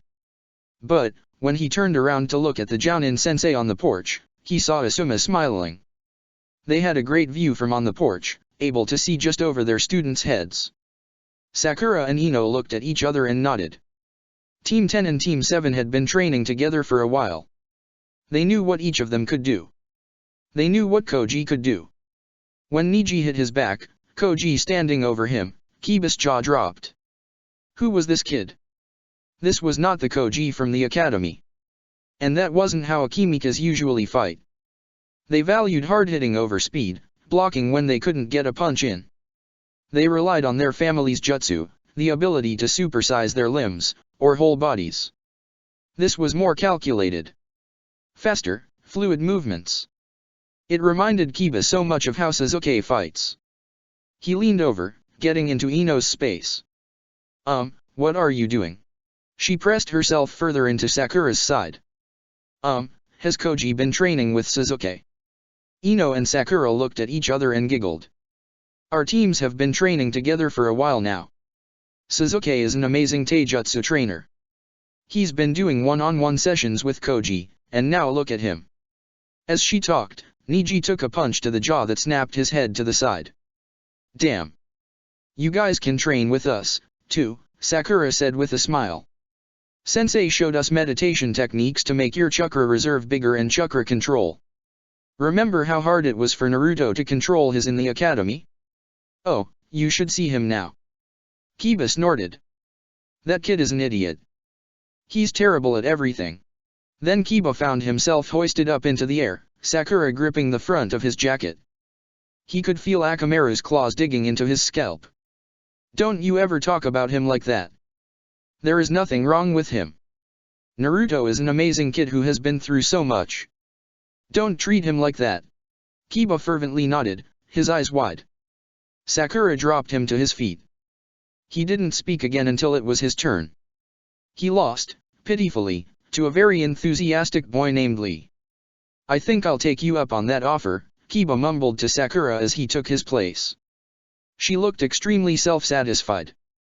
After the kids left, and Sakura had hugged them all goodbye, strapped on her sword, and walked home with the Yamanakas, Kakashi, and the boys sat in the living room. None of them spoke at first, just taking in the feeling of having a house. It wasn't a home, not yet. But it will be. Kakashi would make sure of it. Kurane told me they left most of your stuff in the boxes so you can personalize your rooms. Kakashi broke the silence. I encourage that. Those rooms are yours, so make them yours. He looked around, feeling the safety surrounding him.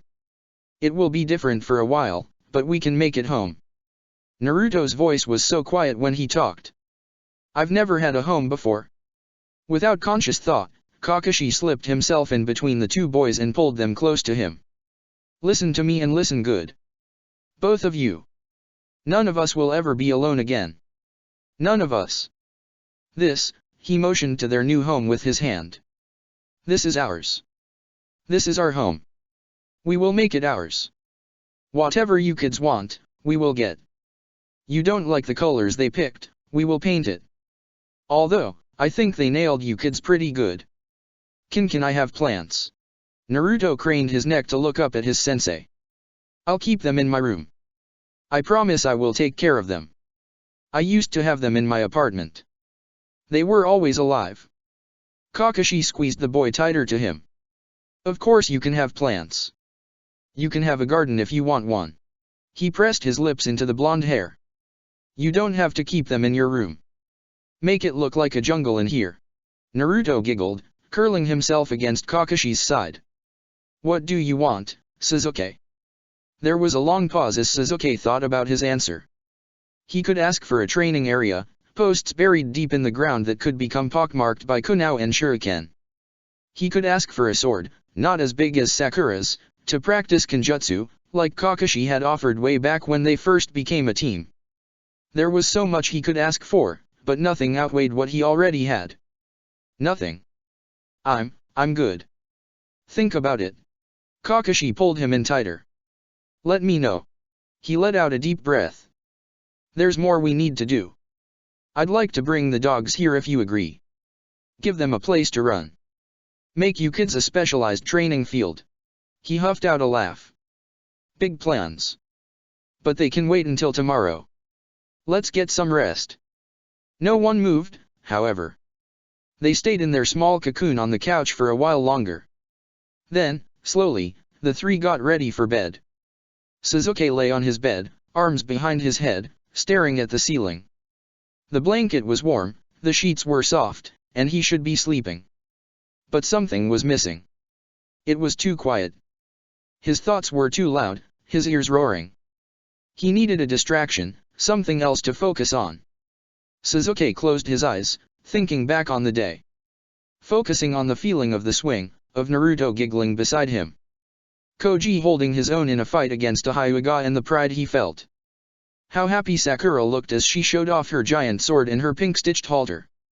The feeling of Kakashi sitting with them on the couch, how warm and homey it all felt. A door creaked open, light footsteps padding across the hallway. Sasuke saw the hallway light slice through the dark as his door opened. Naruto ducked in, shutting the door behind him. Sasuke. Naruto's whisper sounded loud in the quiet of the room. Are you sleeping? No. Slowly, Naruto worked his way towards Sasuke's bed. The moonlight shining through the window illuminated Naruto enough that Sasuke could see the boy looking nervous. He still wore the clothes Kakashi had given him, the sleeves hanging down to his elbows. Why would Naruto be nervous? What do you want? He scratched the back of his head, a nervous tic Naruto has had since he was young. It's too quiet.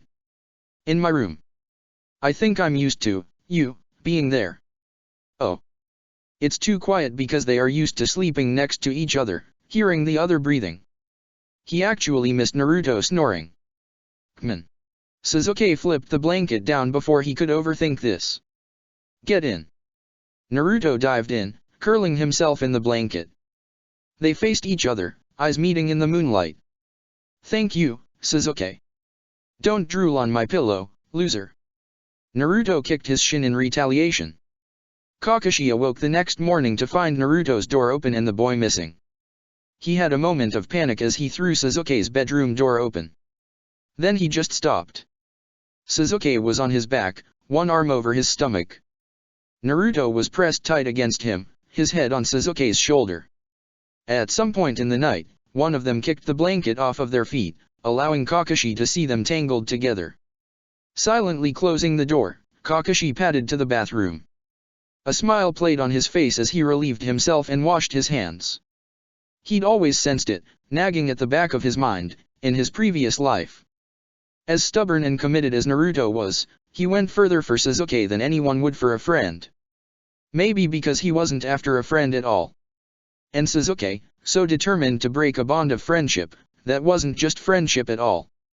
All the pieces clicked into place. He let the kids sleep in. He let them enjoy just being together before daylight breaks the spell. Instead, Kakashi went back to his room and silently sorted out the boxes, giving the boys the privacy they deserved. Chapter 18, Flight Risk. The smell of breakfast woke Sakura up. Grilled fish and rice wafting up the stairs and under Ino's bedroom door. Her stomach gave a rumble as she breathed in deeply. From beside her, Ino giggled. Sakura could feel it against her back with how close Ino was lying to her. She was so warm with her arm draped over Sakura's side. Sakura felt calm. She felt safe. I missed you, Sakura whispered. The mission it was hard. The guys, they're great, but sometimes you just need a girl. Ino finished for her, tightening the grip around Sakura's middle. I missed you, too. Sakura could feel Ino's breath on her neck. Do you want to talk about it?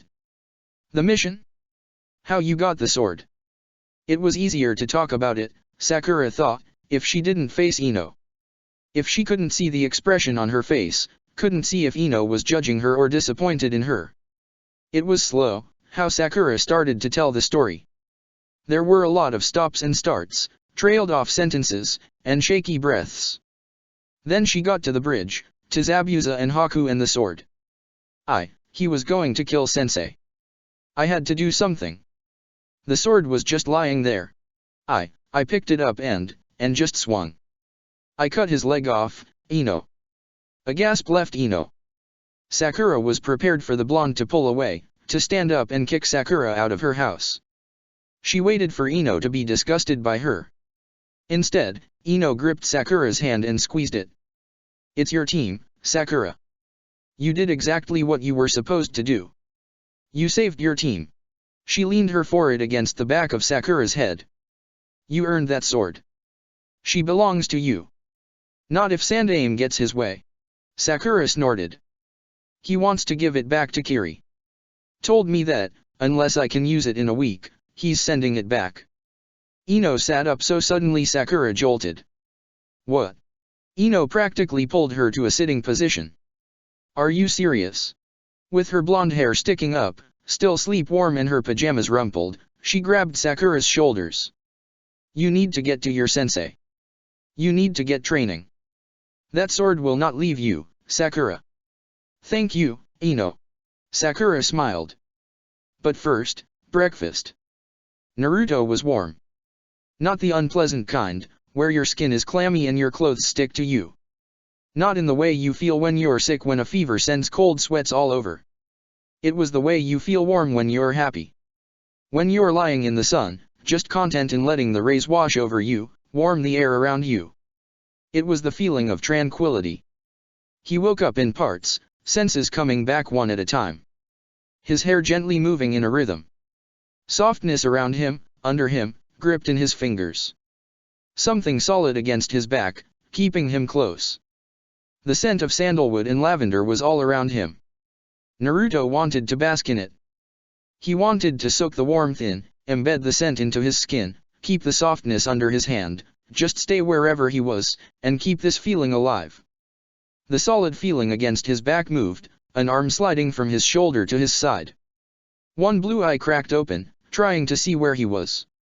The last thing Naruto remembered was crawling in bed beside Sasuke.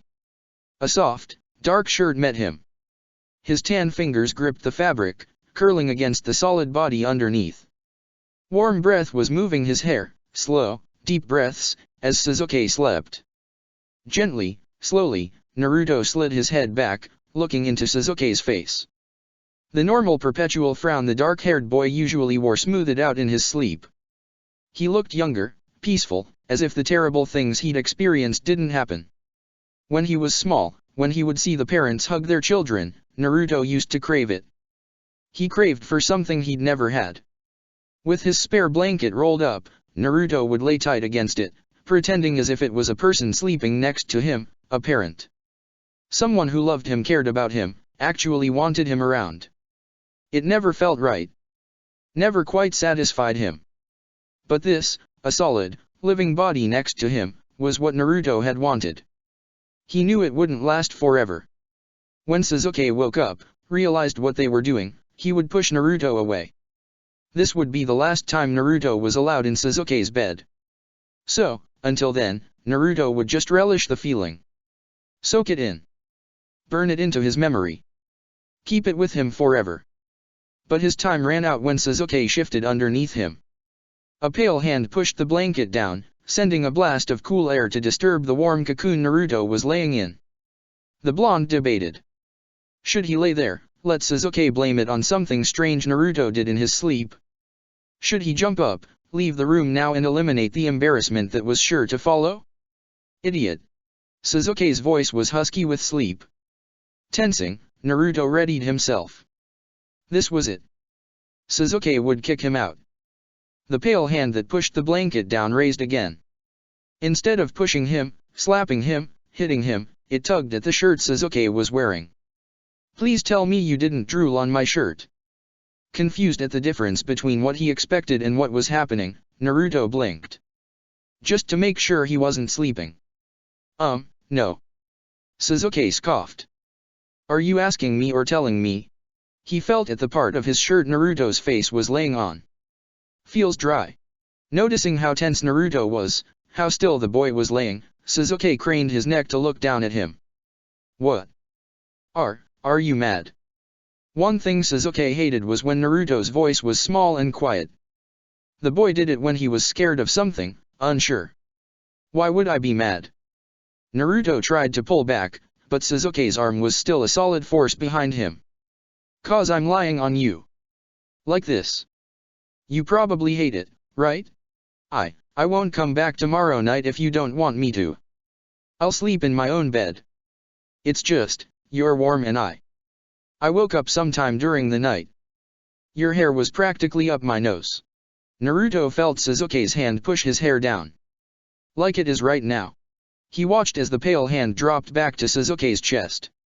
"Even in the apartment I never saw you sleeping that sound. You usually are moving, making facial expressions. So, I just left you there. It wasn't bothering me." Neither one said anything for a while. They just laid there, afraid to move, afraid to break whatever was going on. The light filtering through the blinds showed them how late in the morning it was. It was beyond time for them to be awake. Kakashi would already be up, dressed, and ready for the day. The boys should be doing much the same. Naruto stared ahead, taking in Sasuke's long, pale fingers. He was up close to the hand Sasuke almost lost, the one pumped full of Haku's poison. A scar, one he will probably always have, was a shiny white circle. It almost looked as if Sasuke's skin was puckered there, the skin growing in a swirling pattern. Naruto hadn't noticed at the time, but the senbon had gone clear through his hand. Without really thinking about it, Naruto reached out and took Sasuke's hand, running his thumb over the scar. Sasuke started, but let Naruto look, let him turn the hand over, and see the matching scar on his palm. Sakura had said the poison made it harder to heal. Shizune was worried more about getting his feeling back than healing a small scar. It would stay, a constant reminder of what they'd gone through, of their first brush with death during a mission. It wasn't until Naruto started wiggling in bed, constantly fidgeting, that the moment was broken. Reluctantly, Naruto slowly pulled away from the warmth. "I have to pee." "Moron." "Well, I can't help it." A tan foot got caught in the blanket, tripping Naruto as he tried to rush out the door. "Where is the bathroom, again?" Sasuke didn't answer, he just let the boy find it on his own. Kakashi had yelled something from the kitchen before a door slammed shut. Pulling the blanket off of him, Sasuke sat up, placing his feet flat on the cool floor. The sun filtering through the blinds showed the silhouette of a bird sitting on his window, head cocking back and forth, an eye trained on something inside the window. Lifting the blinds, Sasuke came face to face with a crow, large and black. A crow. Like Itaka's. Sasuke turned and ran, rounding the doorframe and sliding into the living room. He heard, vaguely, Kakashi and Naruto yelling at him, but continued through the room and out the door. Footsteps sounded on the hardwood behind him. Clad in his pajamas, Sharingan spinning in his eyes, Sasuke took off across the newly mowed grass, soft under his feet. He reached the back of the house to see the crow still seated on the outside windowsill. It cocked its head at him, tilting from side to side as it took him in. Black wings spread out, long and shining, before pushing off the wood. Sasuke heard himself yell, hands stretched out, trying to grab at the crow. A hint of red could be seen in the bird's eyes as he flew just out of reach. Sasuke didn't have a jutsu for this. He didn't have anything on him for capturing a bird, didn't know what else to try. He was missing his opportunity. Itaka was getting away. Then a yellow blur rushed past him, springing off the ground and into the air. Sasuke turned to see two Narutos standing there, eyes trained on a third one flying through the sky. Naruto had used two of himself to throw him into the air. A triumphant yell echoed through the clearing before Naruto came colliding with the ground. The fall should have caused the clone to expel. Instead, the two Narutos beside him went away in a puff of smoke. Naruto had thrown the real him in the air, instead. The crow was pecking at Naruto's fingers, jabbing his sharp beak into the tan skin. Naruto yipped each time but kept his grip on the bird. "This bastard is biting me. Hold on." Kakashi came over, transferring the hold of the bird from Naruto's hands to his. Holding the crow's head in one hand, he kept the large bird from biting him. The marks on Naruto's skin were already fading away. Sasuke. What made you think this was Itachi's crow? How did Sasuke explain it was a gut feeling? Would that be reason enough for Kakashi to believe him? He knew what he saw, he knew he saw the Sharingan glowing in the bird's eyes, but would anyone believe that? I dash. Kakashi knelt in front of him, still holding the crow tightly. Gut feeling. Sasuke nodded. Okay. Let's come up with something to keep him in. Naruto, I need you to make a seal that will block ninjutsu. I want this bird to stay here. Naruto nodded and jogged to the house. Sasuke followed behind Kakashi, feeling embarrassed about his sudden loss of composure. What did I tell you, Sasuke? The first night you came to my apartment and we talked about your brother. What did I say? Look underneath the underneath. The Jounin nodded. You have done great. Now, let's see what's behind this crow. Naruto was sitting on the living room floor, seal paper and ink spread in front of him. With a tongue poked between his lips, he carefully drew the runes and symbols that would hold a summon in place, along with blocking outside jutsu.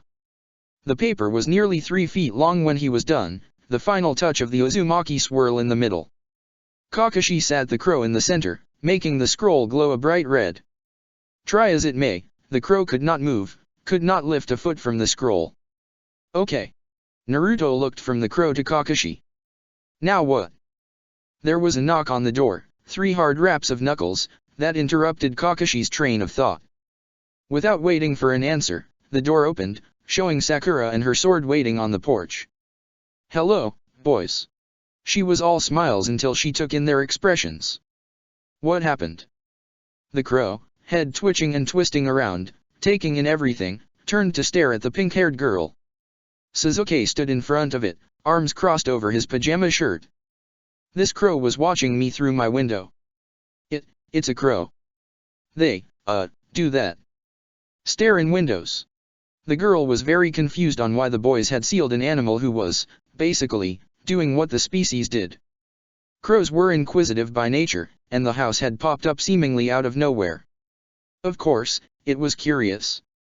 Down on the floor, at the crow's level, Naruto stared into the bird's eyes, moving his head in the same twitchy movements. This one is different. Its eyes look smarter. They don't look like normal animal eyes. And Kaka-sensei said it could be a summons. Realizing Sakura was more confused the longer Naruto talked, Kakashi put a hand on Sakura's shoulder, leaning down to her level.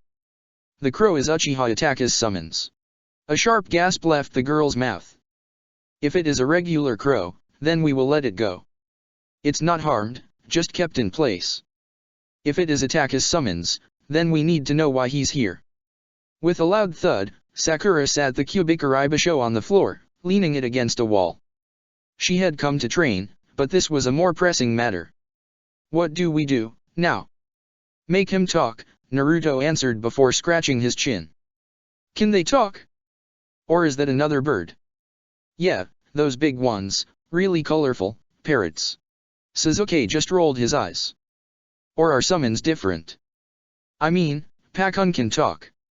Not all summons can talk, Naruto. Kakashi gently picked up the scroll, moving the bird to the kitchen table.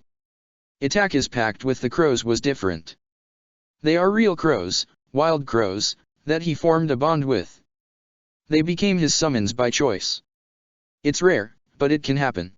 It was as if the bird was watching him, his gaze cold and calculating. The same gaze Kakashi had seen Itachi level at opponents years ago. Now, what to do next? Itachi was known for genjutsu, second only to Shisui.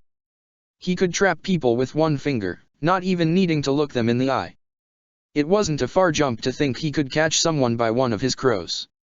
Being eye to eye, letting himself be vulnerable to Itachi, was not an option. But how else would he find out what the man wanted?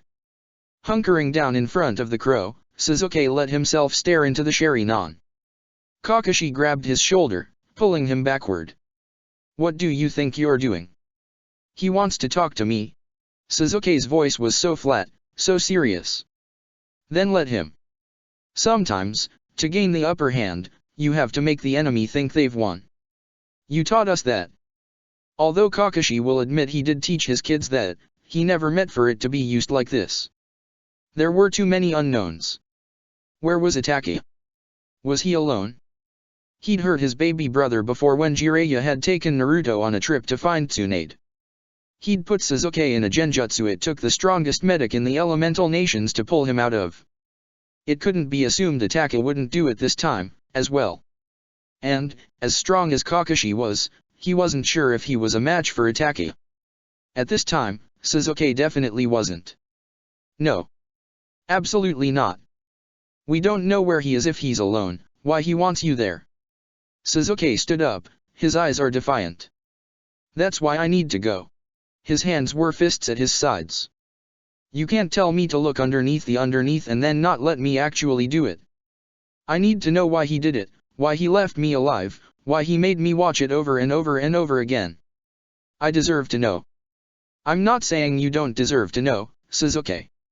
I'm saying this is not the safest way to find out.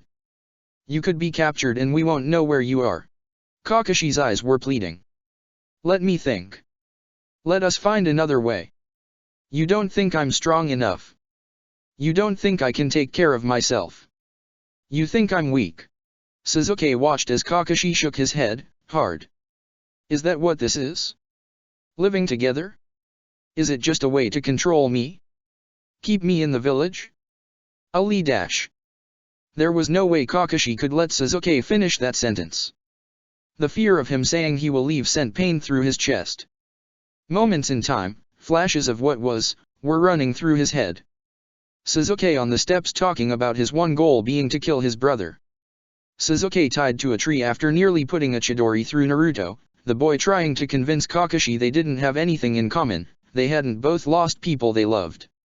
Naruto lying, bleeding, at the bottom of a waterfall, Sasuke's scratched headband lying beside him. No. Not again. It can't happen again. I will not lose you kids dash. Kakashi cut himself off, so close to saying again, so close to admitting he had lived through this before. I cannot lose you kids. Even to his own ears, his voice sounded broken. 3 sets of eyes bored into him. The crow clicked his beak as if reminding them it was there. Dark eyes flickered from the bird to his sensei. He was being too impulsive. His urge to find the truth outweighing his reasoning.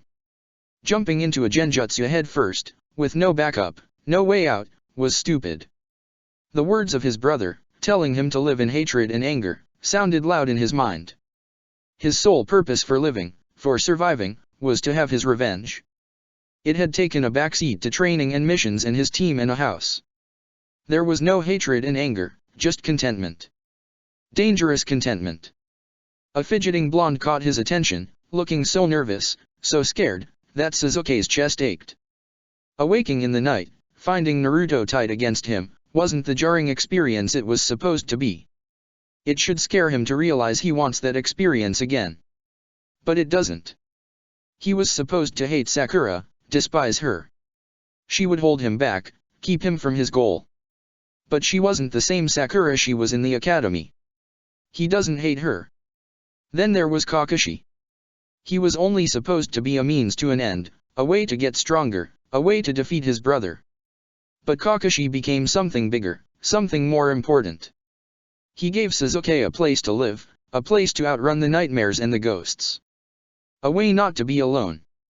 Kakashi gave Sasuke something he hadn't had since he was 7, a family. He'd thought that, once his parents died, no one would ever care for him again. Being a ninja meant he was disposable.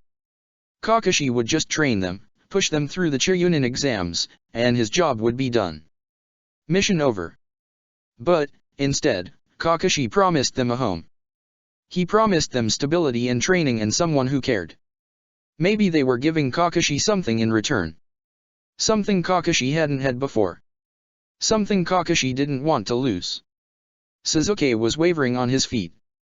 Torn between remaining stoic and reliving the warmth he'd felt last night on the couch. He'd seen Naruto and Sakura hug their sensei plenty of times, and Kakashi had seemed to give them out freely, but Sasuke never did. The look on Kakashi's face, the open hurt, and Sasuke knew he had to do something, or say something. I'm sorry. There was a thud as Kakashi dropped to his knees, his arms reaching out for the boy. Sasuke saw it happening, feeling like it was in slow motion, as Kakashi pulled him forward, wrapping him in a hug. "We'll get your answers, Sasuke, I promise. But not like that. Not while putting you in danger." Sasuke nodded against Kakashi's shoulder, hands stubbornly at his side. "I care about you too much, Sasuke. I can't let you do something reckless. You understand, right?" The man pulled back, looking Sasuke in the eye. "We've lost too much, you and I. Neither of us wants to lose anyone else." A squawk from the crow startled everyone, flapping its wings impatiently. Kakashi dropped his arms, feeling tapped out emotionally. It was something he feared would be a constant issue, a festering wound easily opened. Sasuke was a flight risk, and Kakashi was afraid he would do or say something wrong, send him running to a dark dungeon and an evil man. A towel was grabbed from the kitchen, and Sasuke watched as Naruto covered the bird, earning another squawk. "Then, what do we do?" He centered his dark eyes on Kakashi, not sure where to go from here. If he would have had the blinds closed, Sasuke may not have known the bird was there. What else didn't he know? What else had he missed? Has he always been watching me? Wasn't that the million Ryo question? Kakashi had never noticed before, never really paid attention. Was there always a crow following Sasuke? Was Itachi always looking out for his baby brother in the only way he could? I don't know. Kakashi was telling the truth. He honestly didn't know. Could we send him a message? Everyone turned and looked at Sakura. If that crow belongs to Sasuke's brother, then it will return to him, right? If we attach a message to it, the crow will take it right back to his owner. Naruto nodded. You could tell him what you know, what you learned from all that information Kaka-sensei got you. Maybe he will tell you more. He shrugged. It can't hurt, right? There was a long pause, a long moment where Sasuke thought about Naruto's idea, and Kakashi weighed the pros and cons.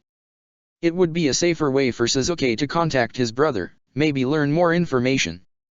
It wasn't like he was telling Itachi where he was, the man already knew. He apparently knew about their brand new home. What was worrying Kakashi the most was the chance the letter got intercepted.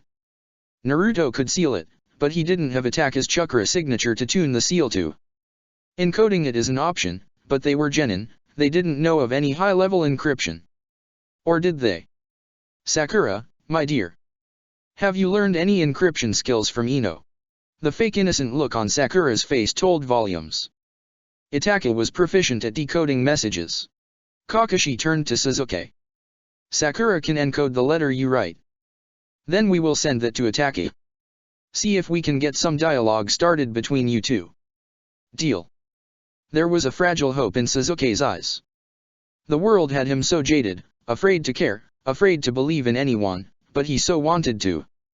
I want to try. If there was a chance to get some answers, it was worth the effort. He found a pen and paper before disappearing into his room, shutting the door behind him. Running his hands through his messy hair, Kakashi felt worn out. He looked at Sakura, at the huge sword leaning against the wall. She came to train, to win the challenge against Sarutobi. Okay. Sakura is here to train. We have a Hokage to prove wrong. The girl opened her mouth to say something, but Kakashi just talked over her. Naruto, stay in here. Sasuke might need some support and you are the best person to give it. Besides, someone has to keep an eye on this bird. The boy nodded but didn't look very convinced. He gave a nervous look toward the bedroom door. Kakashi walked over to the front door, grabbing the Kyubikurei Basho along the way. Come in, Sakura. Let's get started. The pen tapped against the desk, a blank sheet of paper sitting in front of him. Sasuke had so many questions, so much he wanted to say, so much he wanted to know, and he didn't know where to start. There were false starts, moments where the pen was a hair width away from touching the paper, but Sasuke pulled back. How do you talk to the man who killed your entire family and destroyed everything you've ever known? Nii-san. Itachi. Murderer. Why did you do it? Why leave me alive? Why torture me? Why not kill me, too? Sasuke ran a shaking hand through his hair. At one point in his life, Sasuke could easily talk to Itachi, tell him everything. He followed his big brother around, constantly yapping at him, constantly talking to him, trying to get his big brother to pay attention to him. Now, 5 years later, Sasuke couldn't think of what to say. I hate you. I hated you. Why are you watching me? Have you always been watching? What have you seen? He slammed a hand on his desk, making the wood rumble. Why was this so difficult? Throwing his head back, Sasuke groaned in frustration. He needs to write something down. He needs to talk to his brother, he needs to find out why. Sasuke's eyes flitted over to the bed, still unmade. Itachi told him to stay alone, live in hate and anger, and feel pain until the Mangekyo formed. And he did, for a while. At least until he was 12. Then he met his Genin team, got a Jounin sensei who cared, got people he can call friends and a place to live that wasn't full of ghosts. Sasuke had done the exact opposite of what Itachi asked, and it was working out. It was making Sasuke happy. He crumpled up the paper, grabbed the pen, and left his room. Naruto was waiting for him, wanting to go to him but afraid to interrupt. They shared a look before Sasuke grabbed another sheet of paper and stood at the kitchen island. Naruto kept inching closer and closer. Sasuke, did you mean it? That you'd leave? He took a deep breath in before letting it out. Was he serious? Could he actually leave this warmth he'd found?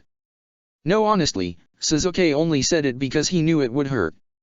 His first instinct is to lash out, an "I'll hurt you before you hurt me" mentality that was dangerous to have. I'm not leaving. I was angry. Naruto looked at the tiled countertop, running his nails over the grout. I don't want you to leave. It's probably really selfish. People told me before that I am. I don't want you to think I only think about myself. But, this is the first family I had. I don't want to lose it. I'm not going anywhere, Naruto. I don't want to lose this, either. Mere months earlier, Sasuke would have rather ate his foot than admit he needed anyone. He was better alone. He was better living in hate and anger. And then he spent the night at Kakashi's apartment, spent the night in a place that had other people there. He could hear them breathing. He could feel their presence. And, nightmare notwithstanding, he had the best night's sleep since he was 7. Sasuke glanced up to see a small smile on Naruto's face. Sasuke still didn't understand how anyone could hate him the way the villagers did. Naruto could be annoying, always loud and pranking people, but he gave so much of himself to everything he did. Wait. Sasuke dropped the pen on the kitchen island. Who told you that you were selfish? Oh. Naruto shrugged. Kiba did. Sasuke's eyes darkened. I mean, I guess I was. In the academy, I helped an old lady carry her groceries during lunch and she gave me a couple of those big apples. I didn't have anything to eat that day, so they were my lunch. Kiba wanted one, but he wouldn't trade me for the apple. He told me I was selfish. Killing comrades was frowned upon. Sasuke needed to remind himself of that. Naruto, you are not selfish. Kiba is an asshole. He looked back down at the blank sheet of paper, sitting there mocking him. What do I say to him? Tell him what you told me. Naruto's eyes looked bright against the white cabinets. Tell him you don't want to be like him. Tell him you want to be happy. Sasuke scoffed. Is it that simple? There was a long pause before Naruto answered. Are you happy?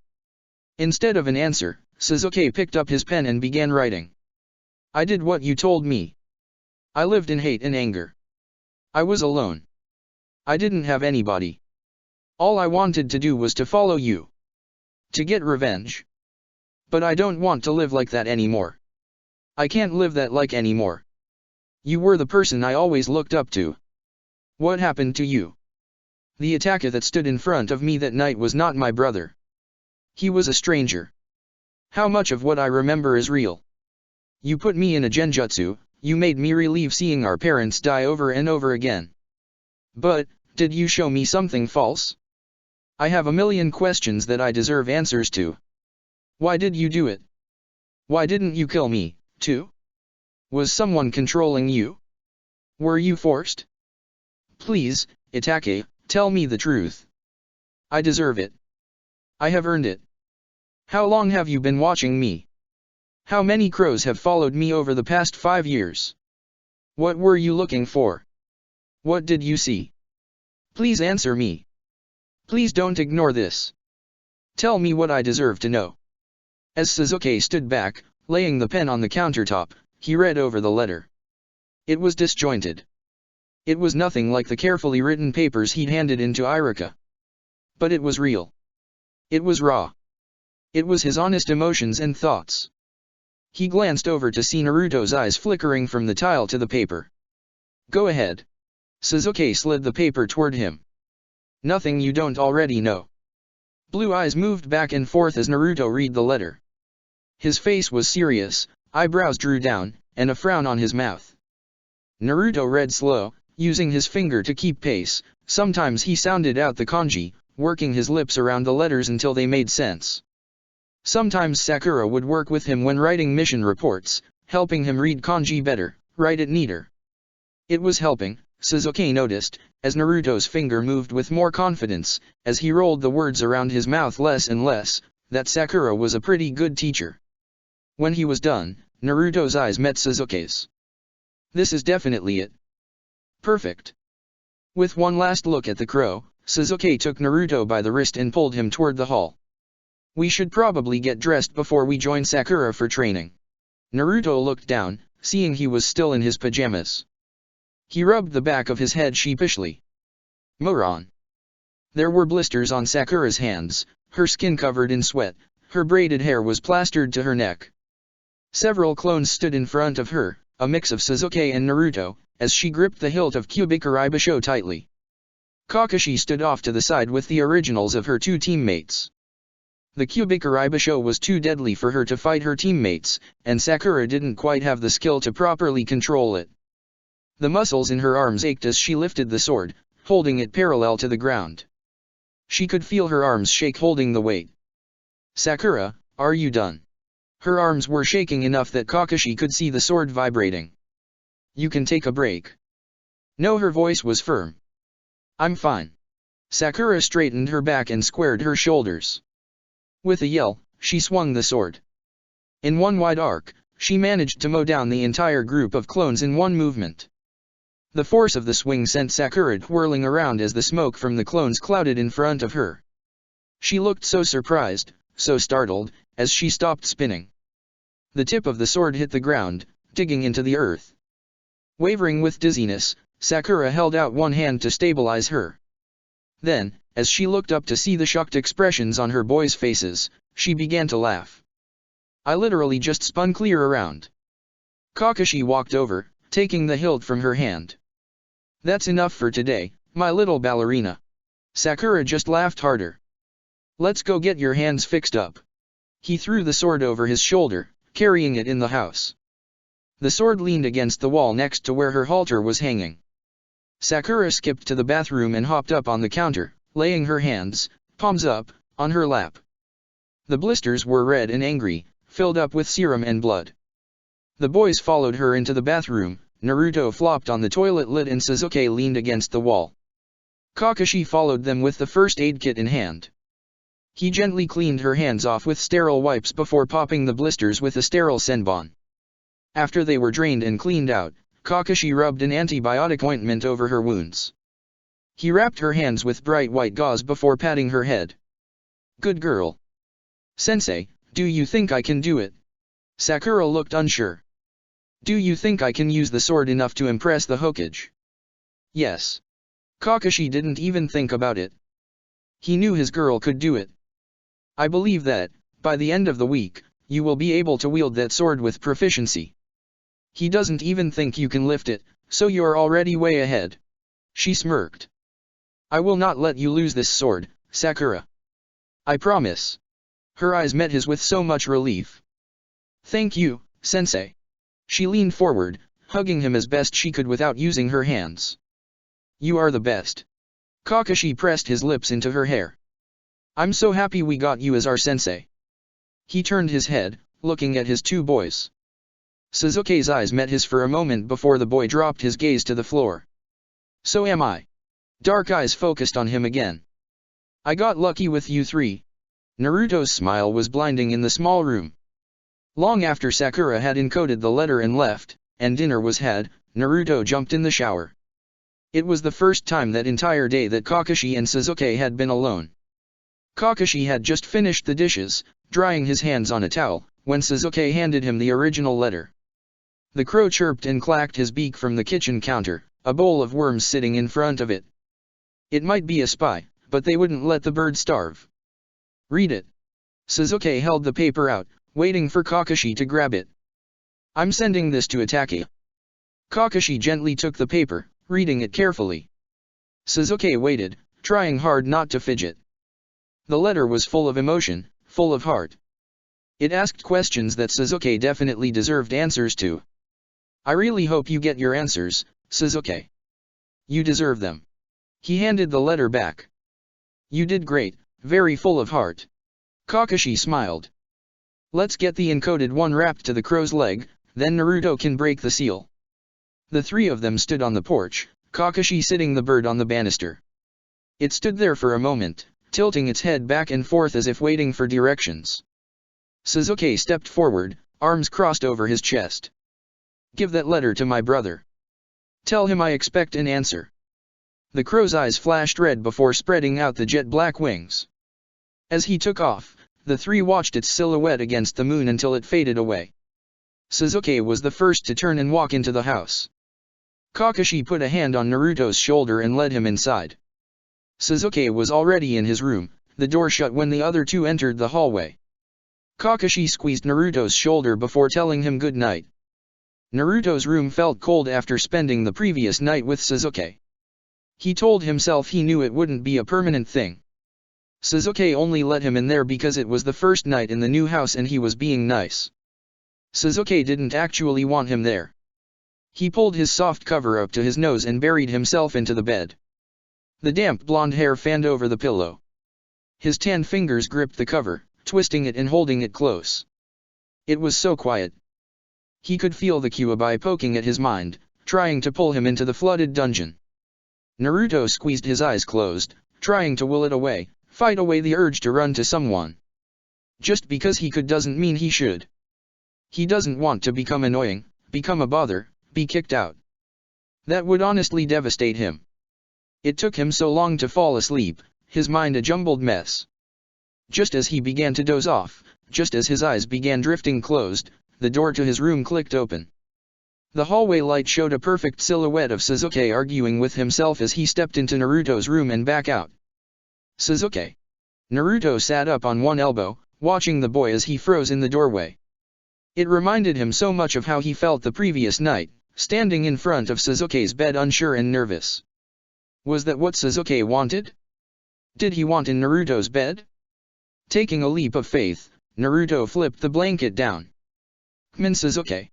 The door shut with a quiet click before the bed dipped. Sasuke slid himself under the blanket, keeping a solid distance between the two. But even that was good enough for Naruto. Just Sasuke's breathing provided an amazing ambience for him to sleep to. When Naruto's breathing evened out, when Sasuke was sure he slipped into sleep, that's when Sasuke scooted closer. It was too quiet in his room. His mind replayed everything. The crow, the fight with Kakashi, Sakura's training, sending the crow off. He needed a distraction. He needed the one person who always kept him centered. Once they were close enough to share body heat, Naruto's hand shot out, twisting the tan fingers in Sasuke's shirt. It was so familiar, felt so much like home, that Sasuke let it there. There was a snort and the smacking of Naruto's lips before he settled down again, seemingly happy and comfy. Sasuke rolled his eyes, stretching his long legs out under the blanket. Their toes bumped together, startling Sasuke at first. But, seeing as how Naruto didn't move, Sasuke slowly slid his feet back, their toes touching again. Sasuke told himself he just accidentally did it, that it was the only way his legs were comfortable, and let it drop. Instead, he buried his head in the blanket and relaxed. The crow landed on a windowsill, shaking his wings out as he waited. Pale hands reached out for him, unteeing the letter from his leg. There was a murmur, a quiet validation before the bird was carried inside.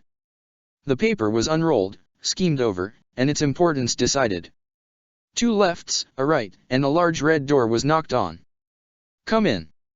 The door opened and shut, footsteps tapping across the hardwood. "Sir, the crow has returned." The letter was handed over to the man behind the desk. Finally. The man impatiently unrolled the scroll with one hand. A quick skim of the page and he sighed. Encryption.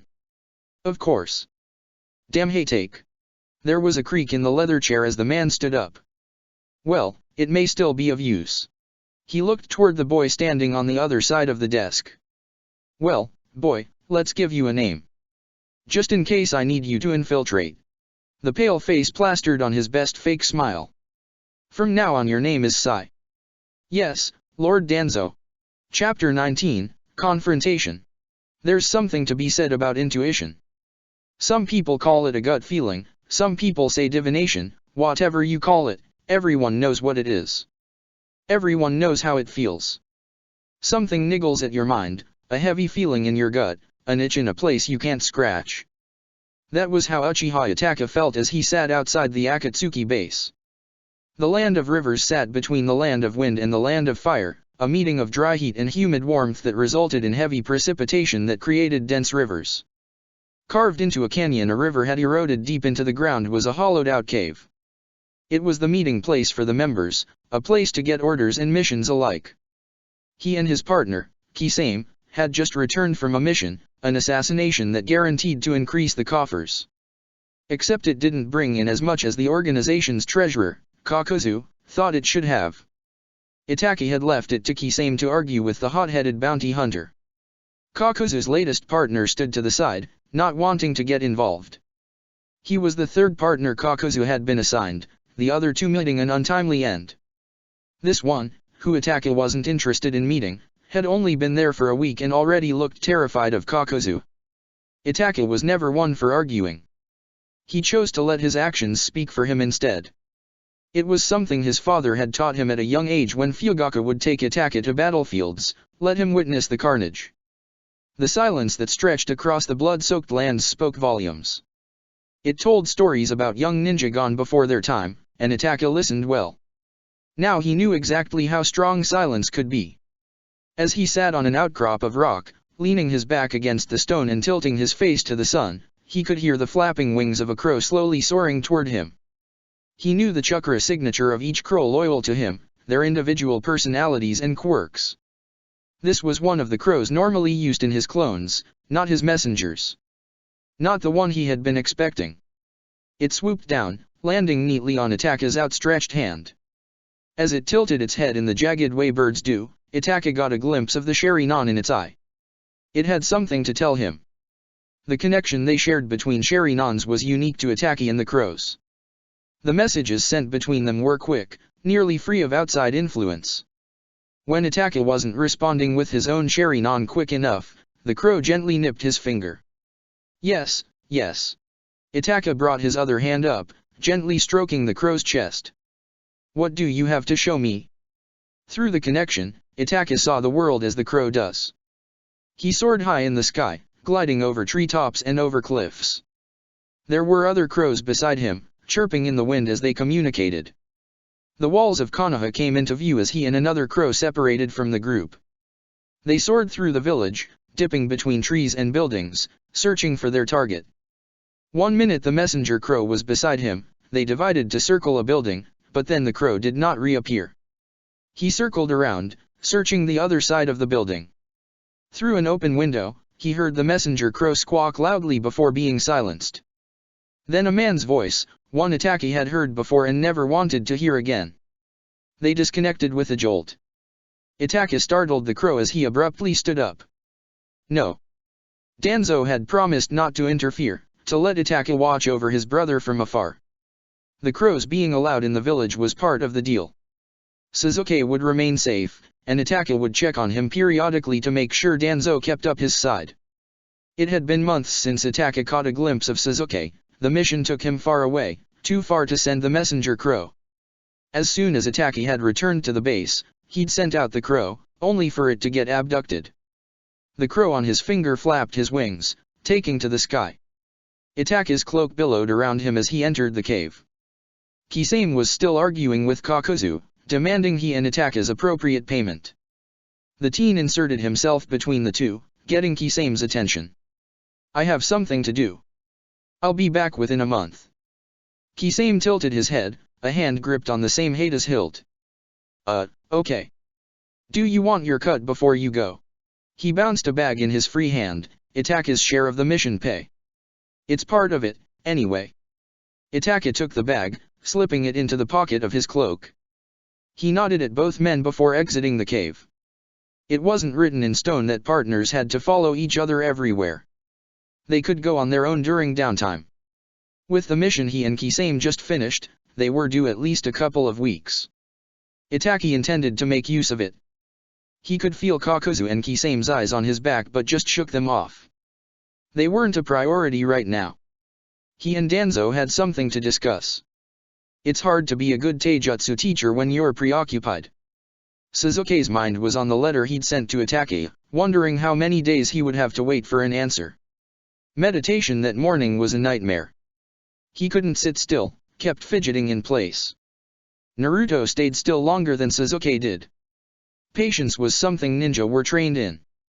It was beaten into their heads from their first day in the academy until it sunk in.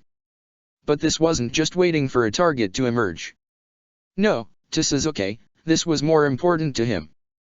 A strong presence came to stand beside him, casting a shadow over his face. Something on your mind, kid? There was the flick of a lighter and the subtle sound of a small flame before smoke billowed around them. Asuma constantly smelled of tobacco, but not in the way the Sandaime did. It was more subtle, an undernote, instead of the permeating odor inside the Hokage office. If it's possible, you're looking more serious today. Asuma may have been Kakashi's friend, but there were some things the man didn't know. Sasuke writing to a rogue ninja being a major one. Instead, Sasuke just shrugged. Sakura keeps handing out my supposed teaching skills. Apparently, Team 8 is coming over, now. Maybe you should start charging. Asuma clapped him on the back. Honestly, I wouldn't be surprised if Guy's team joined in, too. I hear Niji was quite impressed with what you taught Koji. Sasuke scoffed. Niji went with who he believed was weakest. Not only was he wrong, but he's also pathetic. Smiling, Asuma heard the praise for what it was. It was Sasuke's emotionally stunted way of saying Koji was strong, that he was no longer the weakest link. He was sizing up Shikamaru, too. He would have been wrong with either choice, honestly. Asuma barked out a laugh before returning his gaze to the sparring match. Ino was facing Naruto, the two blondes laughing more than sparring. Shikamaru was lazing in the grass, arms stretched out behind him and eyes to the clouds. Koji sat beside him, favoring his left leg after a nasty hit from Sakura earlier. Sometimes the pink-haired girl forgot how strong she actually was. Ino dropped into a stance, holding her arms bent at the elbows. Before Naruto could capitalize on the flaws in Ino's stance, Sasuke halted the spar. Ino, he walked up behind her, gently moving her arms until they were paused in the right place. Tighten your core or Naruto can walk right through it. If he'd done that in the academy, Ino would have been a giggling, squealing mess. Not anymore. Now, she just nodded at him before focusing on Naruto again. Bring it, kid. From the front of the yard, Kakashi was talking to a jounin named Gekko Hayate. Kakashi had sent a message to him early that morning in hopes of finding Sakura a suitable teacher. Hayate was known for his kenjutsu skills, being one of the best swordsmen in Konoha. The man was fast, skilled, and had keen senses. Kakashi had seen him deflect senbon with his sword while in midair. Although Sakura's sword was nearly 30 times the weight of Hayate's, he could still teach her many skills. Kakashi tried to explain the current situation, explain that Sakura had very precious time to accomplish something that should take years. Hayate just smiled and rose to the challenge. Sakura, Kakashi yelled out to her as the two jounin got closer to the sparring group. She already had her sword strapped to her, waiting for her training to start. Kakashi noted that jolt of surprise as Hayate took in the impressive hunk of metal. I'd like you to meet Gekko Hayate. He is a very skilled swordsman, very proficient in kenjutsu, and I think will be a great teacher. With the hilt and over a foot of sword sticking above her head, Sakura smiled at the man. I remember you from the academy. Iruka-sensei had you show us Kenjutsu on the training field. Hayate had to think back. That was years ago, but he did remember being invited to the classroom. As far as remembering the pink-haired girl, the memory was vague at best. Well, I hope I made a good impression. Sakura giggled. You made me want to learn Kenjutsu, actually. She unclipped the Kyubikuribasho and gently swung it in front of her.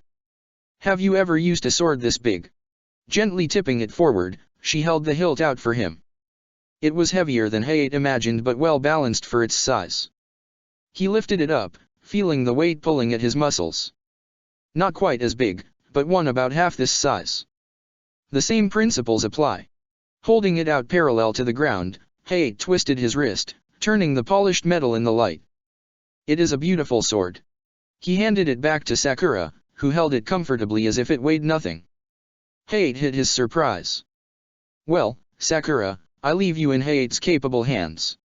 Kakashi turned to the Jounin. Pick a part of the yard, it will be yours while you're here. With a nod, Hayate walked away with his student. Kakashi watched as Sakura slung the sword over her shoulder, talking with her new Kenjutsu instructor. As he stood there, Kakashi heard loud talking coming from the overgrown path. Look, Kiba's loud voice sounded through the trees. All I'm saying is that it doesn't hurt to branch out. To learn new things. Kakashi watched as Kurane stepped into the yard, followed by her 3 students. I mean, did you see Koji? There was an exasperated expression on Kurane's face. Kakashi, would you mind if my students train with yours? She motioned toward where teams 7 and 10 were currently sparring. Please. Her voice came out sounding just shy of desperate. With a laugh, Kakashi motioned to the yard. Be my guest. Although Sasuke might start charging soon. Kiba immediately sprang forward, jogging toward the group and yelling out at them. Shino looked at Hinata before gently nudging her forward. Kakashi had almost forgotten how shy and unsure of herself the girl was. Hinata. He leaned down in front of her. I know Sasuke can come across rude and, sometimes, mean. But that's just how he talks. If you're not ready to face him, Koji will help you. He's a lot easier to talk to, I'm sure. Kakashi glanced up at Shino, who nodded. Don't be afraid. No one here will laugh at you. She barely nodded, more of a jerk of her head, before allowing Shino to lead her forward. Kurane watched them go, a sad look on her face. They gave me a girl who is afraid of her own shadow. And, the sad thing is, I don't blame her. The girl's father, Kakashi, he's something else. Kakashi hummed in agreement. Hayashi was a hard man. He demanded a lot from the girl and, when she didn't quite live up to his standards, tossed her aside. Oh, Hayate is here. Sakura needed a Kenjutsu trainer, Kakashi explained. I got her the best. There was an odd look on Kurane's face as she took him in, studied his face. Kakashi felt as if she was looking through his eyes, into his mind. I haven't known you long, Kakashi, that I will admit. But, from what I do know, you never hit me as a family man. What changed? Kakashi huffed out a laugh. You're right. I fought getting Genin for years. But I ran out of excuses when Sasuke graduated. I'm the only one left who can teach him about the Sharingan. He glanced over at Sasuke, standing with his arms crossed as Kiba and Shikamaru faced off. They grow on you. That answer wasn't satisfying Kurane at all. He sighed. Kurane, they needed someone. Sasuke's afraid to get close to people, afraid they will leave him again. And Naruto never had anyone. I had to do something. Honestly, Kurane put her hand on his bicep and squeezed. I think you need them as much as they need you. For the 100th time, Danzo schemed over the encoded letter he'd gotten from the crow. That damn had taken his forethought to encrypt the message. Although, having the letter at all opened up many doors for him, gave him plenty of options. The Umbu loyal to him listened to hushed conversations, carefully stealing secrets, and they'd recently caught a big one. Once upon a time, Kakashi was a good little lapdog. He did everything his Hokage told him to do. But recently, it all changed. Now the Jounin is questioning authority, towing the line of insubordination like he'd made a home there. The relationship is strained at best and only getting worse. If Danzo just happened to mention he'd intercepted a crow, and there was an encoded message on said crow, surely Sarutobi would make it a priority to get the message decoded. And, if that message so happens to link back to Kakashi, well, uprooting the Uchiha will only set him back. It will make him more pliable. It will make it easier for Danzo to swoop in, to save the boy, to mold the Sharingan for his own personal use. And just imagine what he could accomplish with the Jinchuriki, also. Konoha would easily be overtaken. The crow was currently locked in a cage, sitting atop a side table in Danzo's office. The bird was angry, clacking its beak and flapping its wings against the metal bars. If anyone walked close to the cage, the bird lashed out, clawing at the bars and squawking loudly. The inquisitive Sai had gotten his fingers bitten several times already. It wanted out. It wanted to go back to its master. Danzo knew he had precious few days before the crow needed to be released. If Itaka got curious as to where the crow was, and he found out Danzo had it, all hell could break loose. Danzo needed Itaka to stay away, to stay the rogue ninja he'd become. Even with Shisui's eye, along with a dozen other Uchiha eyes implanted in his arm, Danzo was afraid he was no match for Itaka. It would take everything he had to win, and Danzo had other things to accomplish. The message was still in his hand, still being contemplated over, when Sai brought his lunch. He was at a standstill, wondering which direction to take, which would give him the greatest advantage. One thing was certain, he needed to widen the gap that has formed between Kakashi and Sarutobi. And offering Sarutobi evidence that Kakashi was allowing Sasuke to write to a known rogue ninja? It might just be the push he needed. He already had Sarutobi believing someone was telling Uchiha secrets and had the man paranoid rumors surrounding the Jinchuriki would be next. Yes, this could work in his favor. This could work nicely. With a devious grin, Danzo rose from his chair and grabbed his cane. With the message safely inside his robe, he began to make his way to the Hokage Tower. Someone once told Inoichi that if it doesn't make sense, then it isn't true. If that still held true, the Chiryunin standing in front of him was attempting to tell a huge lie. The audacity, the balls, this kid had was staggering. Inoichi glanced at Shikaku, who looked equally unimpressed. So, Inoichi rubbed his forehead, feeling a tension headache coming on. You're trying to tell us that Umbu, specially trained in infiltration and stealth, are accidentally dropping classified documents on the ground. Did you actually graduate from the academy? How did you pass the exams? For the Chiryunin's credit, he did look terrified. His knees were shaking. We will only ask one more time. Shikaku can be terrifying when he wants to be. All he needed to do was tilt his head down and narrow his eyes. If you lie to us again, I will let Inoichi look into your mind.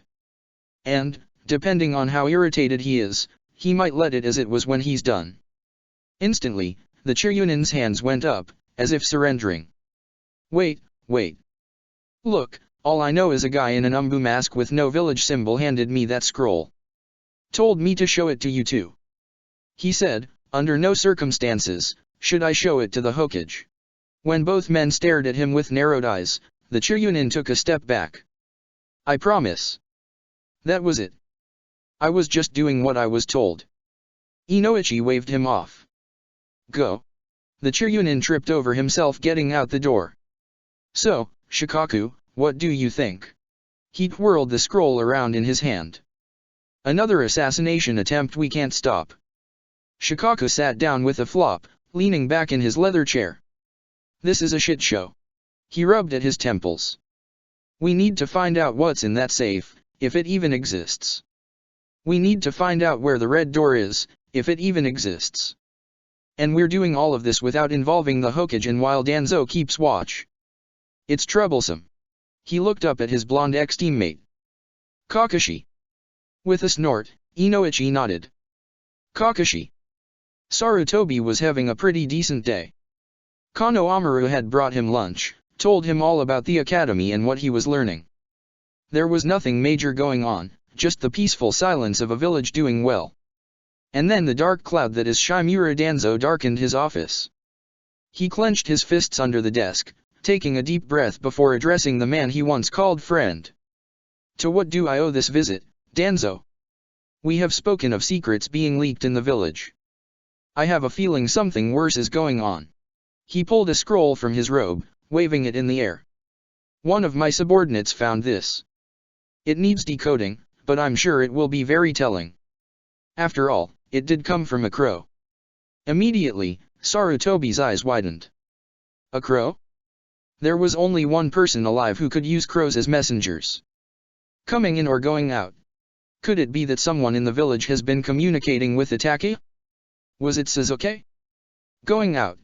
Danzo didn't move closer and he kept the scroll held in his hand. There is a very good possibility that we have a spy inside the village. Could be the same person leaking secrets. It wouldn't do good for people to start questioning the Uchiha district. Nor questioning the Naka Shrine. The Naka Shrine had been a source of contention for many in the village.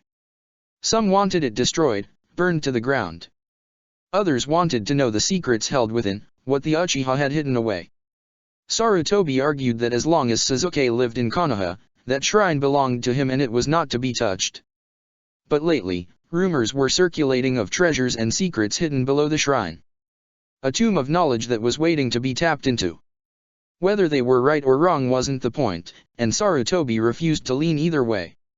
What was encased in that room belonged to the only Uchiha still loyal to Konoha. It belonged to Sasuke. And, when the boy was old enough, Sarutobi would make sure Sasuke got the choice. Until then, the secrets need to be stopped. The murmurs of riches that would invite mercenaries were dangerous for the village. But, if someone was communicating with Itachi, the danger increased. What happened that night was not to be repeated, the truth was to never come out.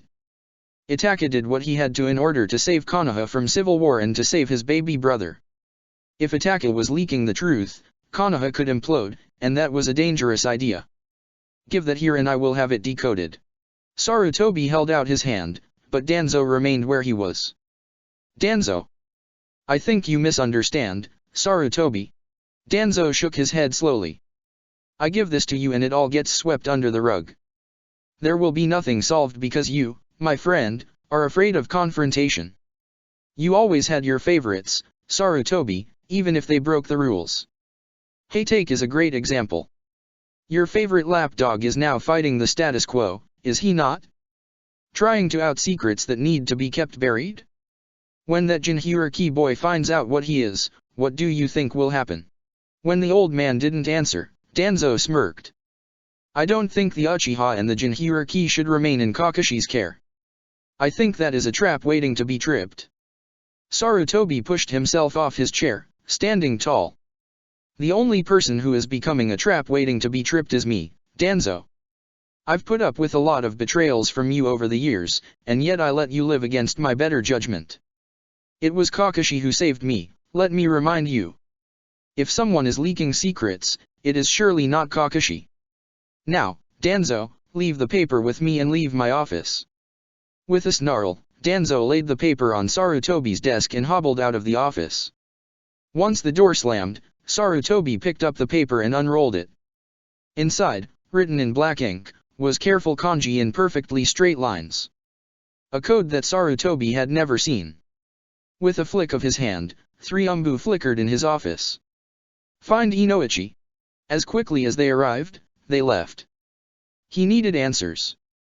He needed them now. It took 10 minutes for the tall blonde man to enter his office. You wanted to see me, sir.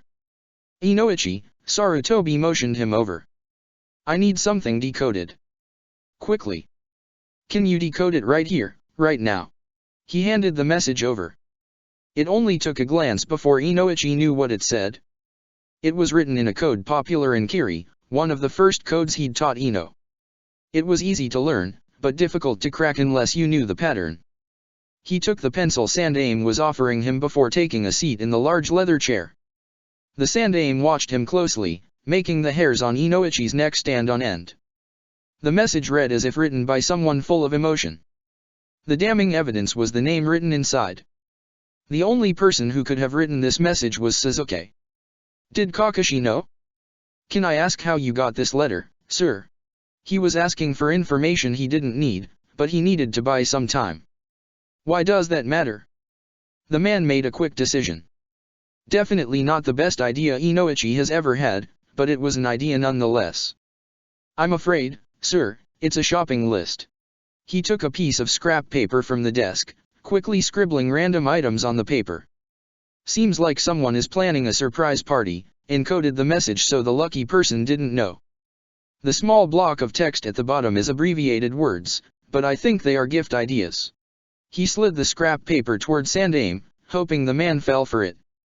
Sarutobi took the paper, looking over it carefully. He took the encoded message and tried to match up the characters, tried to figure out the pattern, but to no avail. The one thing he had never excelled in was staring him in the face. A shopping list, huh? Any reason why a messenger bird would have it? He left out the species of bird.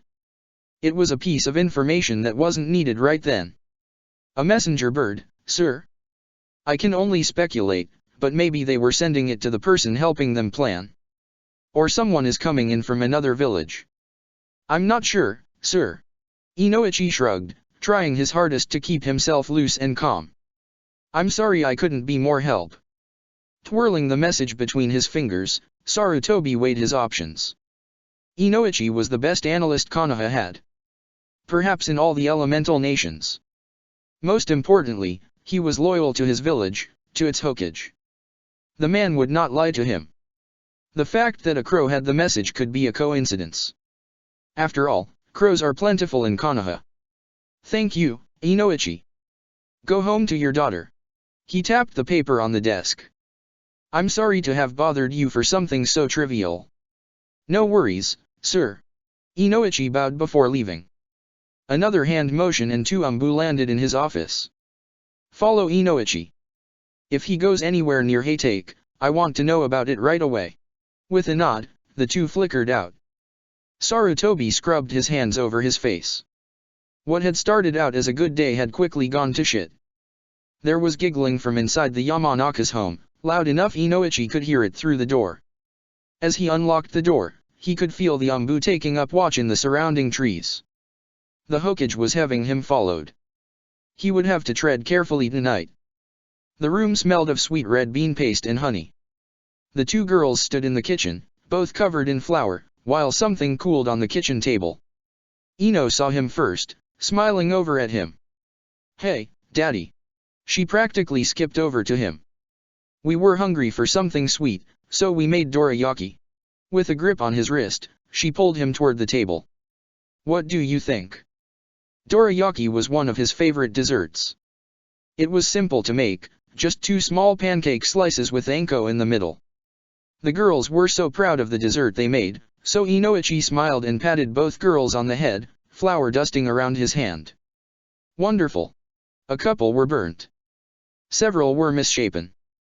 One must have got the tail end of the red bean paste because it barely had any showing around the edges. They looked delicious. He picked one up, one that looked the least burnt, and bit into it. He was pleasantly surprised, they tasted really good. Might be a bit too much flour, but they weren't bad. Taste delicious, too. Even if it did taste bad, Inoichi wouldn't have told them. He would tell any lie to keep that smile on those girls' faces. We'll clean up. Sakura chimed in, brushing flour from the tip of her nose. The mixer got away from us, kinda. She made a motion with her head, as if blaming it on Ino. Shoving the last bite in his mouth, Inoichi nodded at them. Did you guys eat? We had sandwiches. Ino pulled a sandwich from the fridge. Here is yours. Well, aren't you two sweethearts? He happily took the sandwich, his stomach growling in anticipation. It dawned on Inoichi he hadn't eaten all day. Well, he would keep that secret to himself. Ino would just yell. I have some work to do, so I'll be in the office. He paused to snatch another dorayaki. You girls need anything, just yell. By the time Inoichi made it to his office door, the girls were back to giggling, dishes rattling in the background. The problem with the umbu watching him was he couldn't activate his privacy seals. It would be too suspicious, draw too much attention. Instead, he had to take a seat in his office and eat in silence, pretending to do some type of work. With a sandwich in one hand and a pen in the other, Inoichi wrote down a shopping list for a surprise party, one that would look like the message he'd just decoded. If his hunch was right, Kakashi would want that message back. And, if Sandaime decided he couldn't trust Inoichi and found another analyst to decode it, the jig would be up. So, instead, he wanted to have a backup plan. He wanted a message that would translate into what he'd already handed Sandaime. Once the sandwich was finished and dessert was devoured, the encoded shopping list was done. It wouldn't take much to switch them out, surely. Now he just had to wait for the perfect opportunity. Flaring out his senses, Inoichi felt the two Umbu were still in the same spot. Well, they could watch him sleep for all he cared. Depending on how closely they were watching, they might be witnessing him take a shower in a minute. He put the message in his pocket and walked out of the office. The kitchen was clean, dishes put away, and the dorayaki were gathered on a plate in the middle of the table. He stole another one before climbing the stairs. Ino was standing by her bedroom door and, upon seeing him with another dessert in his hand, gave him a disapproving look. "That's 3 in one night, Dad." She shook her head. "I think you're done for the night." "I'm sorry, who is the parent here?" The thing was, Inoichi already knew the answer. It was his bossy daughter. Hands down. Ino knew she'd won, she just smirked at him. "Shouldn't you be in bed?" As if her body was answering, Ino yawned. "Yeah. As soon as Sakura's out of the shower." "Oh. I forgot to tell you. Kurane-sensei brought her team over today. And, I am happy to tell you, I hooped Kiba into the ground. He deserved it." She smiled brightly. "Are you off this weekend? I'd like to learn more stuff from our clan. Kakashi-sensei said that clan jutsu is a really important part of our family history and we need to carry it on." It made sense, I guess. She shrugged. "I think it was directed more at Shikamaru than me, but we were all standing there." Sakura stepped out of the bathroom and joined them in the hallway, listening to the last part of Ino's conversation. Inoichi didn't want to make his daughter a promise he couldn't keep, but training her in the Yamanaka clan jutsu was a definite priority. "I should be off this weekend if nothing comes up. Maybe we will bombard Kakashi's huge yard for our training." He smirked. "Sakura, dear, how has sword training been going?" Instantly, the girl perked up. "Oh. Sensei has agreed to help me train. He said I'm learning backward, starting with the hardest weapon first. But he thinks I can do it. Everyone is always surprised I can lift it, though."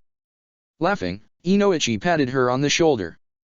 "Dear, you are a 12-year-old girl who is carrying around a sword that is bigger than you are. You really shouldn't be able to lift it. So, yeah, people are going to be surprised. This means that, when you learn to use it, enemies will be shocked as well.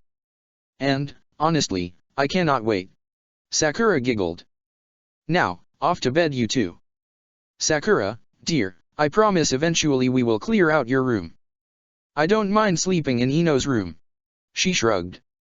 "I'm fine." Ino had an odd look on her face at his words, but she shook it off. "Honestly, Dad, we're fine." "Okay, then." Inoichi shooed them into the room. "Get some sleep."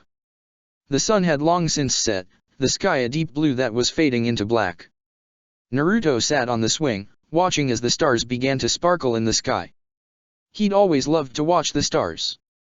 Sometimes, when the village was horrible and he needed to be alone in the quiet, he would hide away atop the Yondaime's head. On top of his father's head. He'd lay on his back and stare up at the sky, trying to find constellations and shooting stars. The librarian never let him in the library, but Naruto had gotten good at stealth. He'd learned how to transform himself at a young age. It was the first jutsu the boy had mastered. The librarian was a civilian so she couldn't see through it. He would sneak into the building and find books on constellations. The words were too big for him to read, the kanji foreign to him, but he knew the pictures. It didn't matter if he didn't know the long names, he'd made up his own. Tonight, as Naruto swung himself on the porch, he found the lightning bolt and the ramen pot. If he climbed on the roof, the one that looked like a snake was probably above him. It usually followed the ramen pot around. Naruto. Kakashi pushed open the door and leaned out. What are you doing? He stepped out on the porch into the warm night air. Are you okay? I'm fine. Naruto pointed at the sky. The stars are so bright out here. I'm seeing which star pictures are above the house. He stopped swinging so Kakashi could take a seat beside him. I know they have names, but I couldn't read them. So, I gave them my own names. There's the lightning bolt. It's the first one I ever found. Cassiopeia. Kushina had told Kakashi, once, about the stars. She'd told him how, in Uzushio, they had people who tracked them. Some traveled to other lands to find new stars to name. Some people would only get married under a certain constellation because they were considered lucky or they loved the story behind it. Sadly, he never got the chance to learn all of the stories. Kushina had died before she had the chance to teach him. I don't know the whole story, but it goes back to ancient mythology. She was the queen of some distant land. Now she's stuck in the sky on her throne, upside down. Comically, Naruto twisted his head around, trying to look at the stars upside down. I don't see it. Kakashi just laughed. Neither did I. He pointed at another one. What do you call that one? The ramen pot. Naruto nodded. Kakashi barked out a laugh. Of course he'd call it that. Well, what is it actually called? I don't remember. But ramen pot is so much better. He could see the stars reflected in Naruto's bright blue eyes. I learned about them from your mother. Instantly, Naruto's head snapped in his direction. She loved the stars, knew all the names and stories behind them. After Rin died, when I had no teammates left, I was lost. Kushina tried to keep me sane. She would take me onto the roof at night and show me the stars. She'd tell me stories until I couldn't keep my eyes open, then make me sleep in their spare room. Naruto soaked up every bit of information he could get on his parents with wide eyes. Kakashi reached over and brushed some hair from Naruto's eyes. It was getting long. She loved you. She would have been proud of you. With tears pooling in his eyes, Naruto threw himself at Kakashi, burying his head against the Jounin's chest. Kakashi rubbed his back and pressed his lips in the blonde hair. Thank you, sensei. Naruto sniffed against his shirt. When the tears stopped flowing, Kakashi made Naruto come back inside. Sasuke was sitting at the kitchen table, hair still damp from the shower, fidgeting with a storage scroll in his hands. Naruto slid into the seat beside him, wrapping his feet around the chair legs. Kakashi slid into the other seat. What's on your mind? I know it won't be tomorrow. Sasuke spun the scroll on the table. But do you think within the month? If he's sending crows, then he can't be far away, right? I'm not sure, Sasuke. I don't want to get your hopes up and give you a time frame. He eyed the scroll in the boy's hand. It was the sealed scroll Naruto had made for him that held all of his family's secrets. Don't torture yourself by keeping how you're feeling bottled up inside. Remember when I said you had a lot of my bad habits? That is one of them. Sasuke snorted, still staring at the scroll. Why can't I just open up the file and read about it? I keep telling myself to open the scroll, get the folder, read the papers, but I can't. It's been 5 years, but I still can't. Because it will be like reliving the worst day of your life. No one wants to purposely put themselves in that position. Kakashi put his hand over the scroll, slowly pulling it out of Sasuke's hand. I will not purposely relieve losing my father or my teammates. He chose not to mention the added pain of losing Naruto's parents and being helpless to stop it. Let's just put this away for tonight and go to bed. Sakura has another long day of training tomorrow and you two will be starting to learn a new jutsu, I think. Both boys looked up at him. Part of him wanted to show the boys their respective signature jutsu, and that part was growing by the day. The things they were going to come up against, very soon with the Chunin exams coming up, meant these kids needed to be prepared. Yeah, Kakashi looked between the boys with a smile. I really think it's time. Kakashi sent the boys to finish their nighttime routine while he checked the locks and the traps. When he was done, the boys' end of the hallway was quiet. Kakashi slipped into his own room and practically fell into bed. Resetting the timeline was exhausting. Opening the blinds to let the moonlight in his room, Sasuke stood in front of his desk, staring into the woods. His brother was out there, somewhere. Possibly for years, Itachi had been watching him. Why? What did Itachi get out of it? It just didn't make sense. Sasuke wanted answers but didn't want to wait for them. How long would it take for Itachi to answer him back? If he even does answer. There is a high possibility his brother just ignores the letter. Then he opened up his heart for nothing, again. A click of the doorknob pulled Sasuke from his thoughts. Through the reflection in the window, he watched Naruto as he padded in the room, unsure of himself. Sasuke? Can I? You don't have to ask. Sasuke turned from the window, seeing Naruto worrying his hands together. Just come in. He watched Naruto shut the door before walking toward the bed. You were upset when you came back inside. Naruto shrugged. I guess. Not in a bad way. Sensei told me some more stuff about my mom. He went to the window, bending his head down to see the sky. Mom loved the stars. She knew what those star pictures were called. I found the lightning bolt and the ramen pot. I'm trying to find the snake, but I think the trees are blocking it. Constellations. Sasuke corrected, although Naruto wasn't really listening. He was practically laying on the desk to see the sky better. My brother made us a bed outside. We watched the stars. He knew what they were called, too. Naruto turned around, his eyes wide. He slowly crawled off the desk. I was young, so I don't remember them all, but I think your snake is called Ryuga. It's actually a dragon. Naruto's smile was bright in the dark room. Really? Oh, that's so much better than a snake. He flopped on the bed. I know he did something terrible, but, before that, was he a good brother? Sasuke sat down beside him, picking at the fabric of his pajamas. He was. I looked up to him. I followed him around, begging him to train me. But he always said, next time, Sasuke, and poked my forehead. He took 2 fingers and poked Naruto's forehead the same way Itachi did to him. Like that. Rubbing at the spot, Naruto pouted. Why? I don't know. Stifling a yawn, Sasuke held his hand over his mouth. Are you staying in here? Slowly, Naruto nodded. Then get up so I can flip the blanket down. Is it okay? Naruto's voice was small, unsure. Sasuke turned and looked at him. I'll leave if you don't want me to stay. Crawling in the bed, Sasuke grabbed Naruto's wrist and pulled. The blonde barely had time to hike a knee up and balance himself. If I didn't want you in here, Naruto, then I'd kick you out. Now shut up and lay down. I'm tired. As before, the two started out a respectful distance apart. However, within moments of falling to sleep, the two gravitated toward each other. Naruto's fingers found Sasuke's shirt, twisting the fabric in his digits.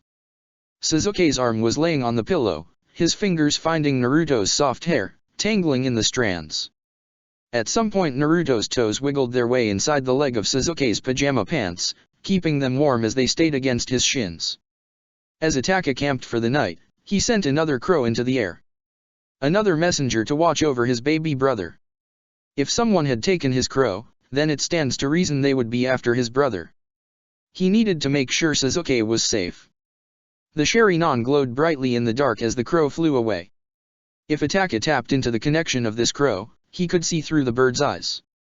He could make sure Sasuke was okay in real time. The bedroll called out to him as Itachi rubbed at his eyes. They got blurry at night, or when he was tired. Overuse was said to deteriorate eyesight, and Itachi had used his Mangekyou often. They never mentioned the migraines he would get or the fatigue. Eventually, Itachi would have to break down and find a medic, but not right now. Itachi settled down for restless sleep. Chapter 20, Poetic Justice. Lightning licked up the side of Sasuke's arm. It felt like touching an electric fence, the shock humming just below his skin. The sound of chirping birds, thousands of them, echoed from the trees. The ground below him had been singed down to blackened earth that spider-webbed into the surviving grass. He could feel the heat against his leg, the sparks falling onto his open-toed sandals. Bright white and blue light shined around his hand, too bright to look at straight on. It wasn't the same as Kakashi's. It wasn't a concentrated orb of sharpened chakra. Sasuke's had no shape, flickering wherever the lightning wanted to go. Where Kakashi's was refined, controlled, Sasuke's was not. It was still wild, untamed, raw lightning. It didn't matter to Sasuke. It was new. It was powerful. Sasuke absolutely loved it. He let the Chidori deteriorate, watching as the bright lights faded away as the lightning bolts thinned out. With his chakra nearly depleted, Sasuke felt lightheaded. Kakashi had warned him about overuse, had given both him and Naruto a lecture on chakra being a life force and how they could die if they abuse it. With wobbly legs, Sasuke staggered over to grass that wasn't fried and flopped down. His arm was numb with the electricity that had been flowing through it. He needed more practice, more time to let his body get used to the constant electrical input flowing through him. Kakashi said it would get better, get easier, with time. The entire jutsu came to him easier than he expected. Molding nature chakra was something he already knew how to do. He'd been molding his fire nature chakra since he was a child. It was tapping into the lightning that was the hardest. Across the yard, Sasuke watched Naruto hold a rubber ball in his hand, his face red with concentration. Chakra control wasn't Naruto's specialty. It was getting better with the exercises Kakashi pushed into their heads, but it still wasn't excellent. Kakashi had been spending more time teaching Naruto than watching Sasuke. He felt a pang of jealousy before chiding himself for his childishness. He did, however, give in a little. Pushing himself up on wobbly legs, Sasuke walked toward the two. Instead of watching from afar, Sasuke took a seat beside Kakashi on the grass. The Jounin turned his head toward Sasuke, taking in the boy's condition. You overdid it. It wasn't a question. Sasuke didn't answer. Sit still. Let your body rest. Kakashi lifted Sasuke's hand up, seeing the charred skin on his palm. Sakura can heal that. When Naruto growled, shook himself off, and concentrated on the ball again, Kakashi stood up. Naruto, stop a minute. The boy glared at him. Now, hold on. Let's talk this out. Talk it out. Naruto threw his hands up. Sasuke's over there sending lightning into the ground and I'm playing with a rubber ball. Sasuke scoffed. I already knew how to mold nature chakra, moron. That's why it came easier. Besides that, Kakashi hunkered down in front of Naruto, Sasuke hasn't mastered it yet. He's been molding nature chakra since he was little. That's what the fireball is, Naruto. He's molding the chakra in his chest before he lets it out. Sasuke nodded. Now, let's talk about the second step of the Rasengan. Forget about Sasuke for a moment. The point of this is to take what you already know, how to spin the chakra in multiple directions at once and make it stronger. Increase the volume and density. Fill that rubber ball up with your spinning chakra until you break the ball. Naruto groaned before holding his hand up and trying again. He put his other hand on top, trying to keep the chakra in place, keep it spinning. With chakra control more precise than it used to be, Naruto's chakra settled in his palm easier than before. The chakra felt like a cool wind, easing the pain of forcing a jutsu over and over again. He closed his eyes, imagining the blue spiraling chakra in his palm. When he was learning the wind vortex, Naruto had much the same trouble. Making his chakra do what he needed it to do definitely didn't come easy to him. It was Sakura who told him to close his eyes, to just feel. It helped then, Naruto wondered if it would help now. Somewhere in his mind, he could see the chakra spiraling, thin strands trapped inside an orb of wind. He felt them spinning faster and faster, the thin strands multiplying until only blue could be seen. Pop! Naruto's eyes snapped open to see a hole in the rubber ball. It didn't explode, but it was a start. With a shout, Naruto pumped a fist in the air. Woo! Very good, Naruto. Kakashi smiled at him. Keep practicing. I'm going to get us some drinks. He had barely made it to the porch before Hayate yelled at him. The boys figured those drinks were going to take a while. There was a bag full of rubber balls to Sasuke's right. He pulled one out and tossed it to Naruto. Do it again. The blonde gave him a flat look. Well, you won't learn if you don't practice. Naruto stuck his tongue out at Sasuke but held the ball in his palm nonetheless. He did the same thing as before, closing his eyes and envisioning what he wanted to do. Keeping the chakra pulsing, the thin strands spiraling faster and faster and faster and... Pop! Pop! A dark eyebrow arched as two holes appeared in the rubber, the ball deflating while sandwiched between Naruto's tanned hands. The blonde cracked an eye open before a blinding smile took over his face. Sasuke smirked back, throwing Naruto another ball. Picking at a callus on her hand, Sakura let Kyubikari Basho lean against her. Her palms were a mix of thick, collused skin and red blisters. Sakura could heal them. It would only take her a minute. But then she couldn't hop on Sensei's sink and let him gently prick the blisters and rub cream on them. She'd never had anyone do that for her. Her parents thought she shouldn't get hurt in the first place, so Sakura had taken to taking care of stuff herself. It was less of a headache that way. But now, with Kakashi happy to gently care for her, Sakura was a little addicted to it.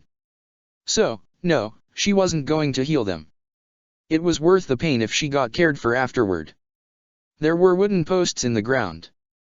Hate had been increasing the diameter as Sakura cut through them. Her sword was still shining as if she hadn't been cutting through posts for nearly a week straight. He'd shown her how to care for it, brought her special oil and rags to clean the slab of metal until it sparkled. It was currently glinting in the sunlight filtering through the trees. Hate had told her to take a break, rest her arms, but she wanted to train.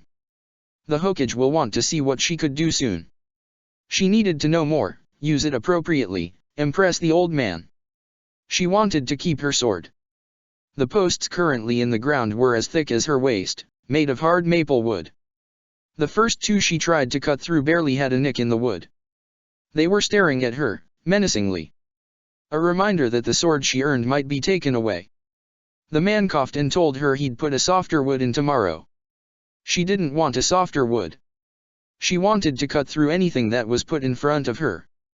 Taking the Kyubikari Basho in her hands, the leather of the hilt rubbing against her painful blisters, she raised it off the ground. No longer did the sword spin her around like a top. She could plant her feet and not let the torque control her center. Zabuza came to mind, how he used the sword to stand on when it was stuck into a tree. How he could control it, land it within a centimeter of his target. She could feel the muscles in her arms ripple as she held the sword parallel to the ground. Drawing it back, she could feel the power, feel it emanating from the metal. She could control it. From the corner of her eye, she could see Kakashi and Hayate talking. What if Hayate didn't think she could do it? What if he was telling Kakashi he was wasting his time? What if he thought the sand aim was right? No. Sakura refused to give up. Sakura refused to give in. It nearly felt weightless as she swung the sword. Something connected with the metal, but barely slowed her down. She felt a blister burst, serum and blood running down the hilt. A cracking sound as something else connected, something flying at her, hitting her legs. She hit the third object, the sword slowing down until it stopped entirely.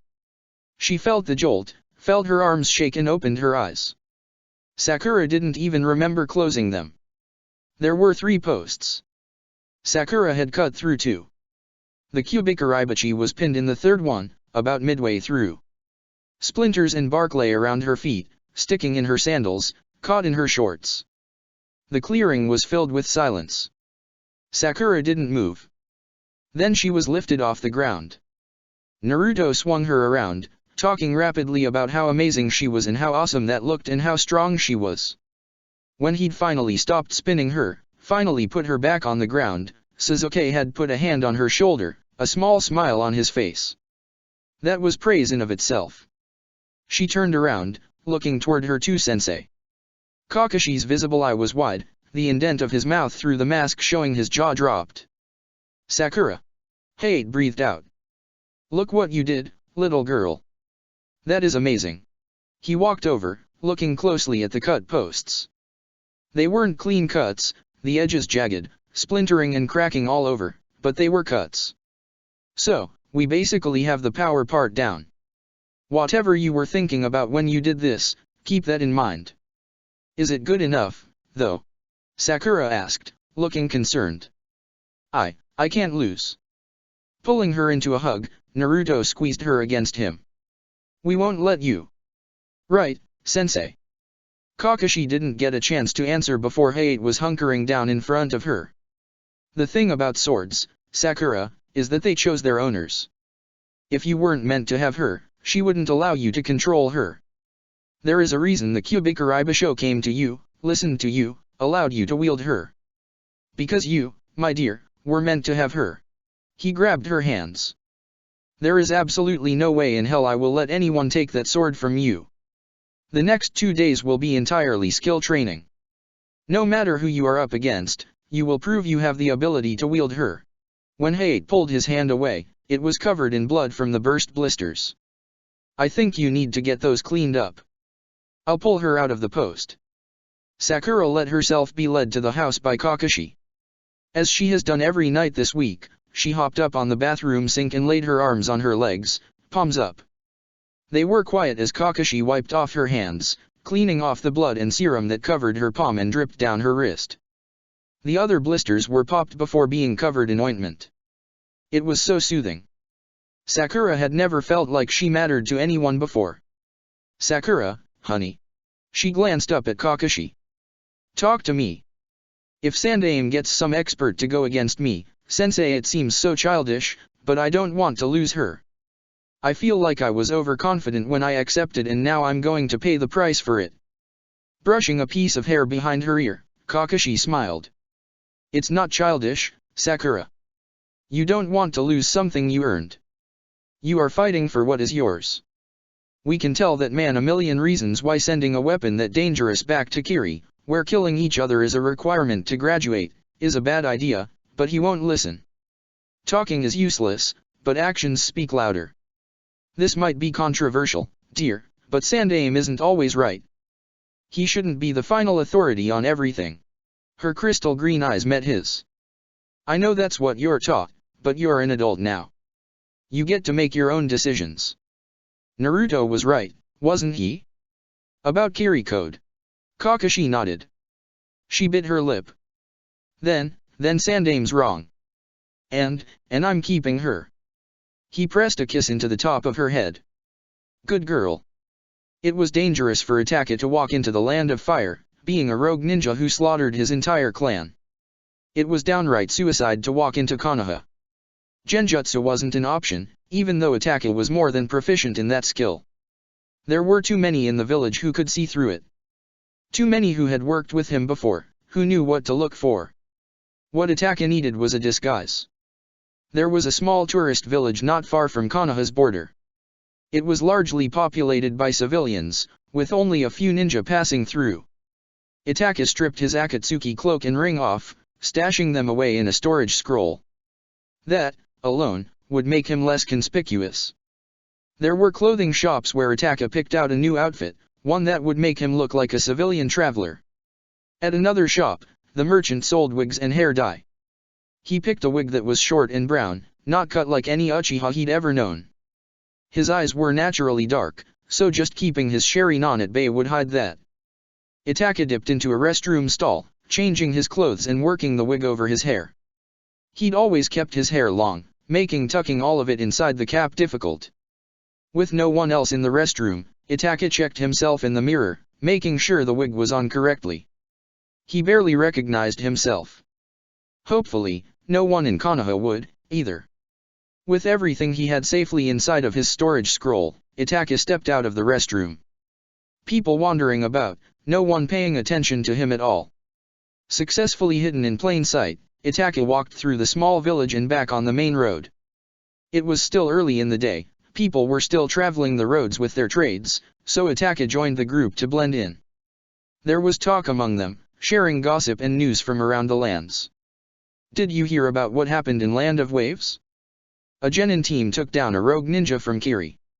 I heard it was one of the 7 ninja swordsmen and one of the genin kept the sword. Something big is happening in Suna.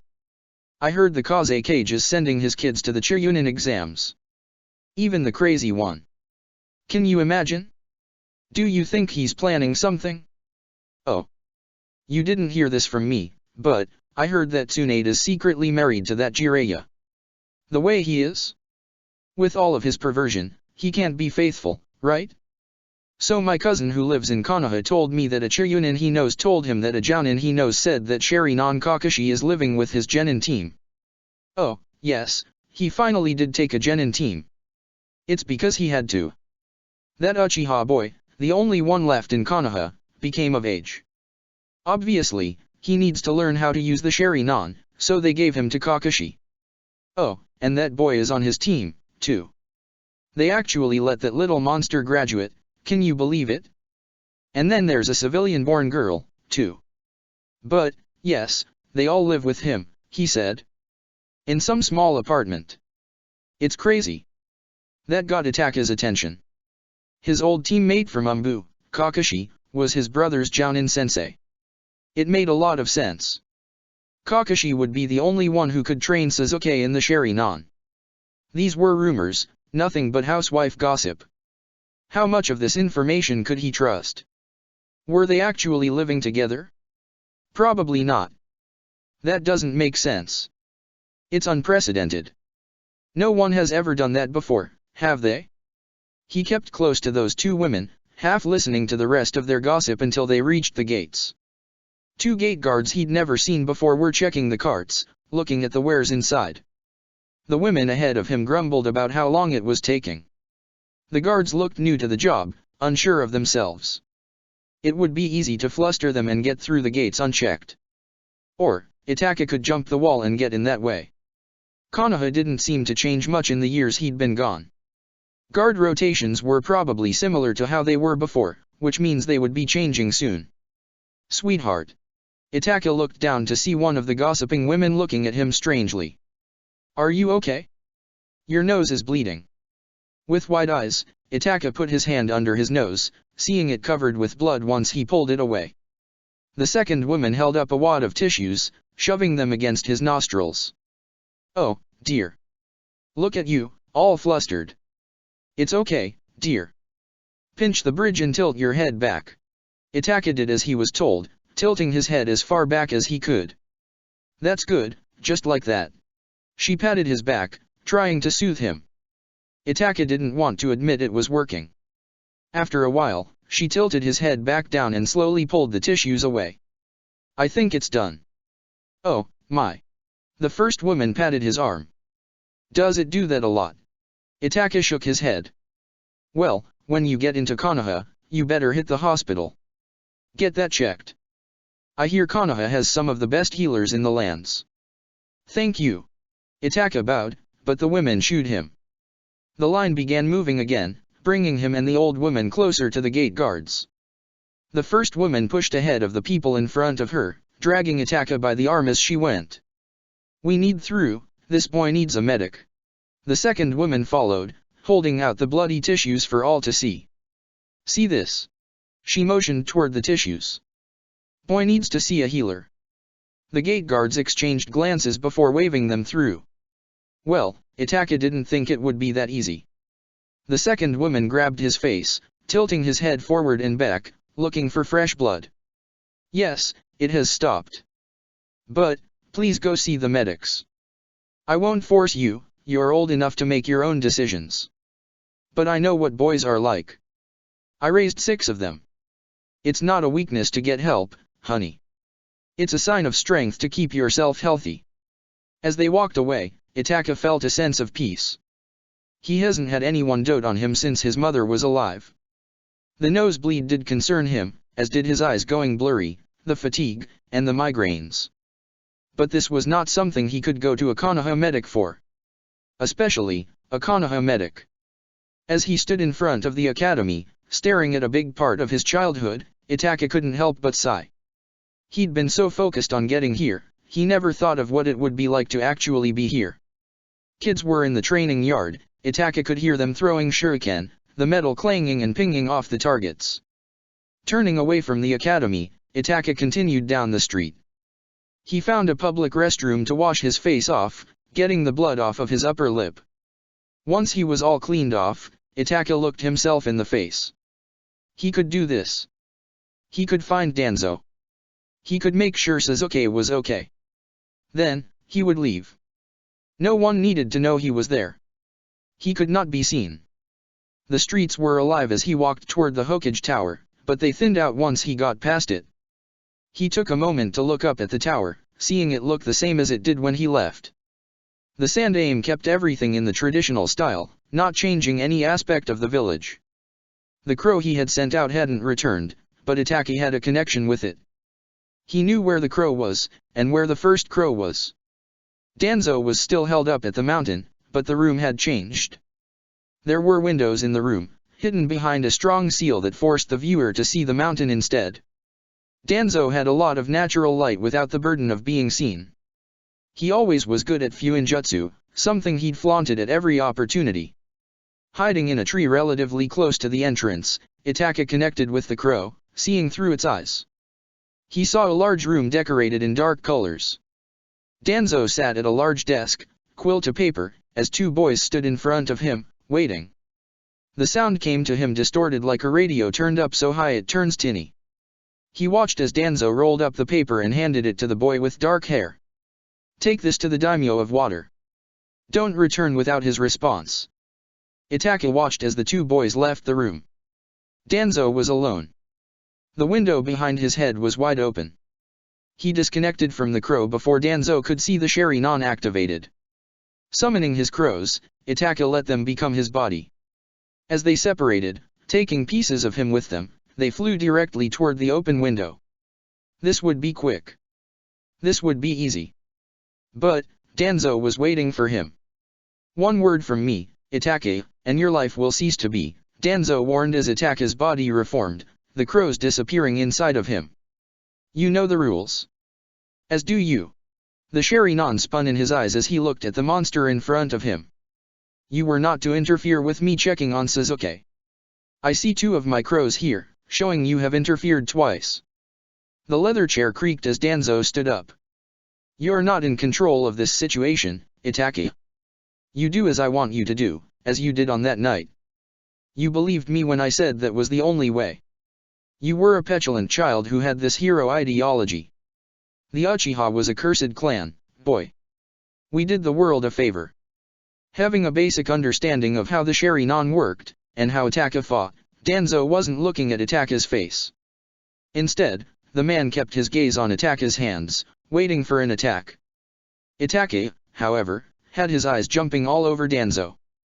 The man looked so different than the last time he'd seen him. One eye covered, one arm kept hidden, and Itachi could sense another Sharingan. Actually, he could sense quite a few Sharingan. "Danzo." Itachi kept his voice calm as he talked. "Show me your arm." The old man had opened his mouth to talk, but his body moved on its own. Surprise showed in his eyes as the arm was slowly pulled from its confines, the metal container exposed to the light. "And your eye." His other arm came up, pulling the wrapping from his head. "No." Danzo sounded panicked. The Sharingan implanted in his eye spun wildly. "When? I didn't look into your eyes at all." He thought back, trying to figure out when he'd been trapped in Itachi's genjutsu. Since he felt Itachi coming, Danzo had looked toward the floor, eyes never straying above Itachi's hands. "It's not possible." The metal fell from his arm, clanging on the floor. A pale monstrosity hung from his right side. Implanted into his forearm were at least 10 Sharingan eyes. The eye in his socket, however, was what jolted Itachi the most. That was Shisui's eye. With the old man trapped into a genjutsu, one of Shisui's own creations, Itachi stepped forward, eyes trained on the arm. "You have desecrated the Uchiha." The eye closest to his wrist stared at him, peering inside of him. It was Fugaku's eye. Itachi was looking at the last thing that remained of his father. "You are disgusting. Then fight me like a man, Itachi. Let me go and we will have a proper fight." He was baiting Itachi, the teen knew that, but ripping the man apart limb by limb was so tempting. "You've never taken the easy way out before." With a flicker, Itachi put himself in front of Danzo. Eye to eye, Itachi could put him in the genjutsu deeper. He had Danzo alone, in a quiet place, with no one around. Murdering the man right here would be so easy, so satisfying. But he deserved to suffer. He'd done so much wrong in the village, so many terrible things while he hid behind wanting peace. No. Danzo deserved to suffer. He deserved to suffer for several lifetimes. With a devious smirk, Itachi realized he could do that. Danzo was frozen. He could see, feel, and hear, but he couldn't speak, couldn't move. He watched as Itachi pulled out a kunai, slowly bringing it toward the monstrosity of an arm. "You don't deserve these." Itachi's voice was deep as he took the kunai and slowly cut through the pale skin. Danzo's eyes were wide, tears pricking at the corner, but Itachi didn't care. He kept slowly slicing through muscle and tissue, filleting him to the bone. Then, with a sharp tug, Itachi disconnected the arm altogether. It fell to the floor in a puddle of blood. A gurgling sound came from Danzo's throat. "And you definitely don't deserve Shisui's eye." With a gentle motion of the kunai, Itachi relieved Danzo of the eye. "Now, Danzo, since I've taken what doesn't belong to you, I think it's time for you to pay for your sins. Don't worry. In reality, it will only take a few moments. But, to you, it will last several lifetimes." While Danzo lay on the ground, living every type of torture Itachi's mind could come up with while trapped in a genjutsu, the teen released the two crows. The old man would bleed out way before the genjutsu wore off. He watched the two birds hop out of their cages before his whole world spun in front of him. Itachi could feel himself blacking out, could feel something warm and wet sliding over his mouth. Then the world went dark. Sakura and Kakashi were standing in the living room, watching the boys argue. Both of the boys had charring on their hands, the aftermath of chakra concentrated in one place. After cleaning off their hands and wrapping them, although Naruto's would be healed in about 20 minutes, Kakashi took a poll of what they wanted for dinner. As per usual, the two boys have vastly different ideas. Instead of listening to the ramen versus a nigiri argument, Kakashi handed them his wallet and told them to go get dinner. As the two squabbled over who held the wallet, Kakashi and Sakura had yelled out their orders. 3 males living in the same house meant there was a mess. Even Sasuke, who was trained at a young age to be neat and tidy, left things laying around. Meandering through the living room, Kakashi picked up the odds and ends, slipping them back into their spots. He glanced in the boys' rooms, but they were actually tidy. It made sense since the two had been alternating rooms every night since they'd moved in. They still tried to sneak out of the rooms in the morning, as if Kakashi was going to yell at them, demand they stay in their own rooms. But, Kakashi was perfectly fine with their sleeping arrangements. Those two boys deserved to be happy, and if being together did that for them, then who was Kakashi to argue? The air outside was warm, a breeze blowing through the porch. Kakashi took a seat on the swing beside Sakura, waiting on the boys. The logs embedded in the ground which Sakura had nearly taken out were still there. She was staring at them intently. It was a reminder of how powerful she was becoming. He thought about picking the wood up, throwing it into the woods behind them, but he was comfortable slowly swinging, bare feet on the smooth wood underneath him. Suddenly, the sound of flapping wings filled the clearing, nearly deafening as it echoed off the trees. Large crows landed in the yard, all flocking around in a circle before hopping backward, all looking toward Kakashi. In the middle of them were a teen, brown hair and civilian clothes, lying unconscious on the grass. Standing up, Kakashi slowly stepped off the porch and into the soft grass. He was gripping a kunai in his hand, confused as to what was going on. The teen remained laying, barely moving. "What's going on?" Sakura was a few steps behind him, Kyubikuribasho gripped in her bandaged hands. She looked at the crows, unsure of what to make of them. There were so many, the yard nearly black in the sea of birds. "I've never seen so many crows, sensei. They're not normal crows." He leaned down, pressing 2 fingers against the teen's neck, and felt a strong pulse. "These are summons." Kakashi gently rolled the teen onto his back, the wig coming loose at the temples. He tugged at it, watching the dark hair pool out of the cap. "They are Itachi's crows." Sakura gasped. That's Itachi." She tiptoed to Kakashi's side, peering over his shoulder. "He looks so young." She watched as Kakashi slowly picked him up, the teen looking light in his arms. "Sensei, the birds. They won't go away until Itachi wakes up." Kakashi motioned with his head toward the house. "I need your healing skills, Sakura." The girl jumped to attention, jogging to catch up to him. "I'm assuming he has a nosebleed." I'm not sure what else. Gently, Kakashi laid Itachi on the couch. Sakura knelt down, looking at him intently. They do look alike, don't they? She held a green glowing hand over the pale nose. Oh. Oh, sensei. He's sick. Kakashi, who had gone to get a bowl of water and a rag, paused at the corner of the couch. Sick? Sick how? Something struck him. A nagging in the back of his mind, something Sasuke had said on the battlefield. Naruto had asked him if the revenge was worth it and Sasuke had replied that Itachi let him win. That Itachi was dying. Sakura took the rag, slowly wiping at the blood on Itachi's upper lip. I'm not entirely sure. I'll need a complete list of his symptoms and cross-reference them in the library. I can find it, but it will take time. She dipped the rag in the bowl, turning the water pink. What do we do, now? It took her sensei a while to answer. He was on his knees beside her, holding the bowl in his hands. This was Sasuke's chance to get answers, right from the source. Itachi wasn't a bad guy. Yes, he did something terrible, but he did it to save the village. To save his baby brother. Right now, Itachi will stay right here. At least until we see what's going on. With the medic skills Sakura had, she stopped the nosebleed and settled the dizziness. She had him all cleaned up, the water nearly red and the rag stained. Kakashi had walked away long enough to dump out the water. He heard a thump and a strangled yell. The flapping of bird wings kicked up in the yard. Running back into the living room, he saw Itachi holding Sakura against the wall by her throat. She had a grip on his wrist, squeezing hard. Kakashi watched as the grip faltered, Itachi slowly letting go of her. Itachi! Kakashi barked out. The teen ripped his hand out of Sakura's grasp as if she'd burned him. He whipped around, Sharingan spinning wildly. Itachi, stop it!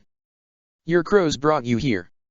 Sakura, he motioned toward the pink-haired girl slowly inching her way toward Kakashi, healed you. They had a long standoff, both men staring at each other before Itachi wavered on his feet. Kakashi grabbed him before he could fall. Why?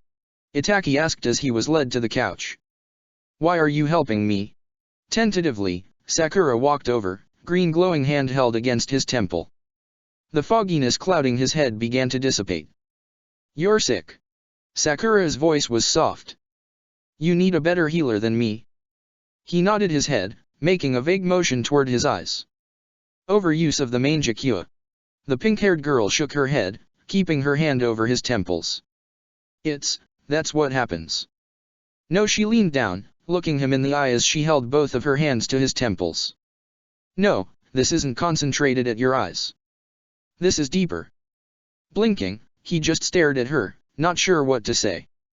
He'd spent so long thinking it was simple to explain, that he would eventually lose his eyesight. Itachi had his life planned out, that he would live long enough to let Sasuke be the one to kill him, to exact his revenge. Poetic justice. For once, Itachi didn't know what to say. He let his shoulders fall, feeling exhaustion overtake him. It made sense, didn't it? After what he'd done, slaying so many of his family, Itachi wouldn't be able to choose his death. He'd replayed that night every single day since it happened, kept telling himself it was the only way. His father wouldn't listen to him, his mother wouldn't help, Shisui had given his life to the cause, Itachi was the only option left. He did what he had to do to keep Sasuke alive. Kakashi startled him when he dropped a hand on Itachi's shoulder. You could have just sent him a letter in return, you know. Dark eyes settled on him, confused. Your crow. Sasuke attached a letter to it, sent it back. Danzo intercepted my crow. Itachi's hands were fists at his sides. Why? Why would he write me a letter? That's treason, Kakashi. Sakura's eyes went wide. She looked at Kakashi, fear on her face. I encoded it, but, what if Sandaime got that letter? Her hands went to her cheeks. Oh, no. Breathe, Sakura. Kakashi smiled at her. If Sandaime got that letter, we would have known by now. Trust me, he wouldn't waste any time throwing that in my face. His cynicism wasn't missed by Itachi. That boy had met the Kakashi who followed all the rules, did everything by the book. He met the emotionless robot Kakashi had tried to become. A lot has changed, Itake. And wasn't that the understatement of the century? Sakura, go to the porch. Catch Sasuke before he comes in here, warn him. The girl nodded, wasting no time in hitting the door. Itake watched her go before turning his gaze back to Kakashi. Let's not mince words, Itake. We both know there was more to that night than was reported. You weren't alone, were you? Very slowly, the teen shook his head. Who was it? Obito. A jolt went through Kakashi. He knew that Obito wasn't dead, but to know he had a hand in killing his clan. They hadn't discussed that on the battlefield, focusing more on Rin than anything else. But it hurt, nonetheless. Obito loved the Uchiha clan, was proud to be from there. Why? He mused out loud. Why would he do that? At first he called himself Madara. He was coming to destroy the village, but I gave him another option. Destroy the Uchiha, instead. Leave the village alone. It would still be revenge for him. Itake took a shaky breath. Then, after I joined Akatsuki, I discovered who he truly was. He's disillusioned, obsessed with power. The real Madara warped his mind. There was a commotion from the yard. The heavy flapping of wings, Naruto's loud voice, Sakura yelling out Sasuke's name, then the front door slammed open with enough force to knock the Kubikaribasho over. No one moved as the sword clanged against the floor. Sakura and Naruto were behind Sasuke, trying to get a peek at Itake. Itake's eyes were wide as he took in his baby brother and the Sharingan spinning wildly in his eyes. Sasuke looked from Kakashi to Itake, not sure what to do. With a pat on Itake's shoulder, Kakashi walked over to Sasuke. It's okay, Sasuke. Itake is going to answer all of your questions, aren't you, Itake? The teen had an odd look on his face at Kakashi's words. And, you, Sasuke, are going to keep your Chidori safely tucked away. Deal. He pointed at the kitchen table, and Sasuke begrudgingly went. Staggering to his feet, Itake followed his lead. The house is new. Do not destroy it. Shooing the other two out to the porch, Kakashi shut the door behind them. That's Itake. Naruto tried to peek through the window, but Kakashi grabbed the back of his shirt. Are you sure we should leave them alone in there? What if Sasuke tries to kill him? Kakashi bodily forced Naruto to sit on the steps. Sensei. What if he needs help? Sakura was worrying her hands together, agreeing with Naruto's words. With both of them looking at him with wide eyes, Kakashi sighed. I love how your first thought isn't that Itake would hurt Sasuke, but that Sasuke will kill Itake. He shook his head. I think they'll be fine. They just need to talk it out. The sound of something slamming against the kitchen table caused both kids to start towards the door. Ah, you two. Stay here. The slam on the kitchen table was Sasuke's fist. I lived as you told me. I was alone and angry and I hated you. He could feel the tears burning behind his eyes. But I can't do that anymore. He motioned toward the porch. I have them. I was wrong. I'm sorry. Itake looked down at the table, eyes tracing the wood grain. I was trying to give you a reason to live, a goal to work toward. But I was naive. He shook his head. In doing that, I made you lose yourself. You made me lose everything. Sasuke was breathing heavily. Why? Why would you kill them? Why not kill me, too? Itake's eyes snapped to his. I did this for you, Sasuke. Our father was planning a coup. He was willing to attack his own village, kill innocent people. Konoha would have come down on us, hard. You could have gotten hurt in the crossfire. You were innocent. I struck a deal with Danzo, stop the coup and you will be saved. His baby brother looked so broken. It was okay if you hated me. At least you would be alive. There was a long pause before Sasuke spoke again. I wasn't, though. I was dead inside. But, they brought me back. They made me realize I could be happy. Revenge was the only thing that kept me going, but not now. He glanced at the front door. Not anymore. Looking back at Itake, he saw the dark eyes fixed on him. When you put me in that genjutsu, what did you change? What don't I remember about that night? His little brother was right.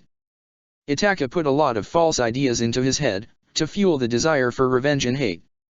But Kakashi was, also, right. Sasuke did deserve answers. I wasn't alone. I didn't kill the clan alone. He took a deep breath. I did not hurt you, Sasuke. I could never, not physically. The memories of me you have, of me chasing you into the street, of the sky being red, that's all false. I had you in the genjutsu when you walked into the room. Everything from then on is what I wanted you to see. And then I made you run to tell someone. That's when it broke. So nothing was real. It wasn't a question. Itaka didn't answer. Was it you? Who, our parents? Yes. Itaka finished for him. I took their lives, Sasuke. Mother's last request was for you to not be hurt. He watched as the first tear escaped down Sasuke's face. I tried to honor that. How long have you been watching me? With the crows. Sasuke angrily wiped at the tear on his cheek. What did you want to see? The struggle to tell Sasuke the truth weighed heavy in Itaka's mind. How does he explain it, though? I've been watching you since I left. He tried to gauge the reaction on Sasuke's face. I wanted to see you survive. See you grow. His eyes dropped back to the table. What I saw wasn't what I wanted. Then I missed your graduation and your genin team, and you getting better. I missed seeing you smile, again. A choked cry left Sasuke before he bound around the table. Itaka stood, bracing himself for an attack. A fist collided with his jaw, knocking his head to the side. Another hit, weaker than the first. He caught the third in his hand before pulling Sasuke against him. He was stiff in Itaka's arms, but it slowly melted away. Then the tears came. For both of them. The perfect opportunity arrived for Inoichi to switch the messages out. His newly encoded shopping list was burning a hole in his pocket. The file he had in his hand was to be delivered to Sandaime directly, meaning he was to walk inside that room and lay it on the man's desk. The Umbu left him in, no questions asked, even though the Sandaime wasn't inside the office. It was a sign of trust Inoichi had earned over the years. Making the switch was anticlimactic. The message was laying in the first drawer he opened, easily replaced by his version. What caught his eye was the file it was laying on top of. Black classified folders are not to be seen by anyone but a Hokage, but Inoichi didn't really listen to silly rules like that. He took a glance toward the door before slowly opening the folder. 2 vials of Senju Hashirama's cells were removed from research and development, with no record of where they'd gone. Well, isn't that interesting? Inoichi walked back out of the office, nodding to the Umbu waiting outside. He took the stairs down to the second floor where a walkway directly leading into the mountain paths connected. Shikaku should still be in his office and Inoichi had something interesting to tell him. Check the description for the links to the author.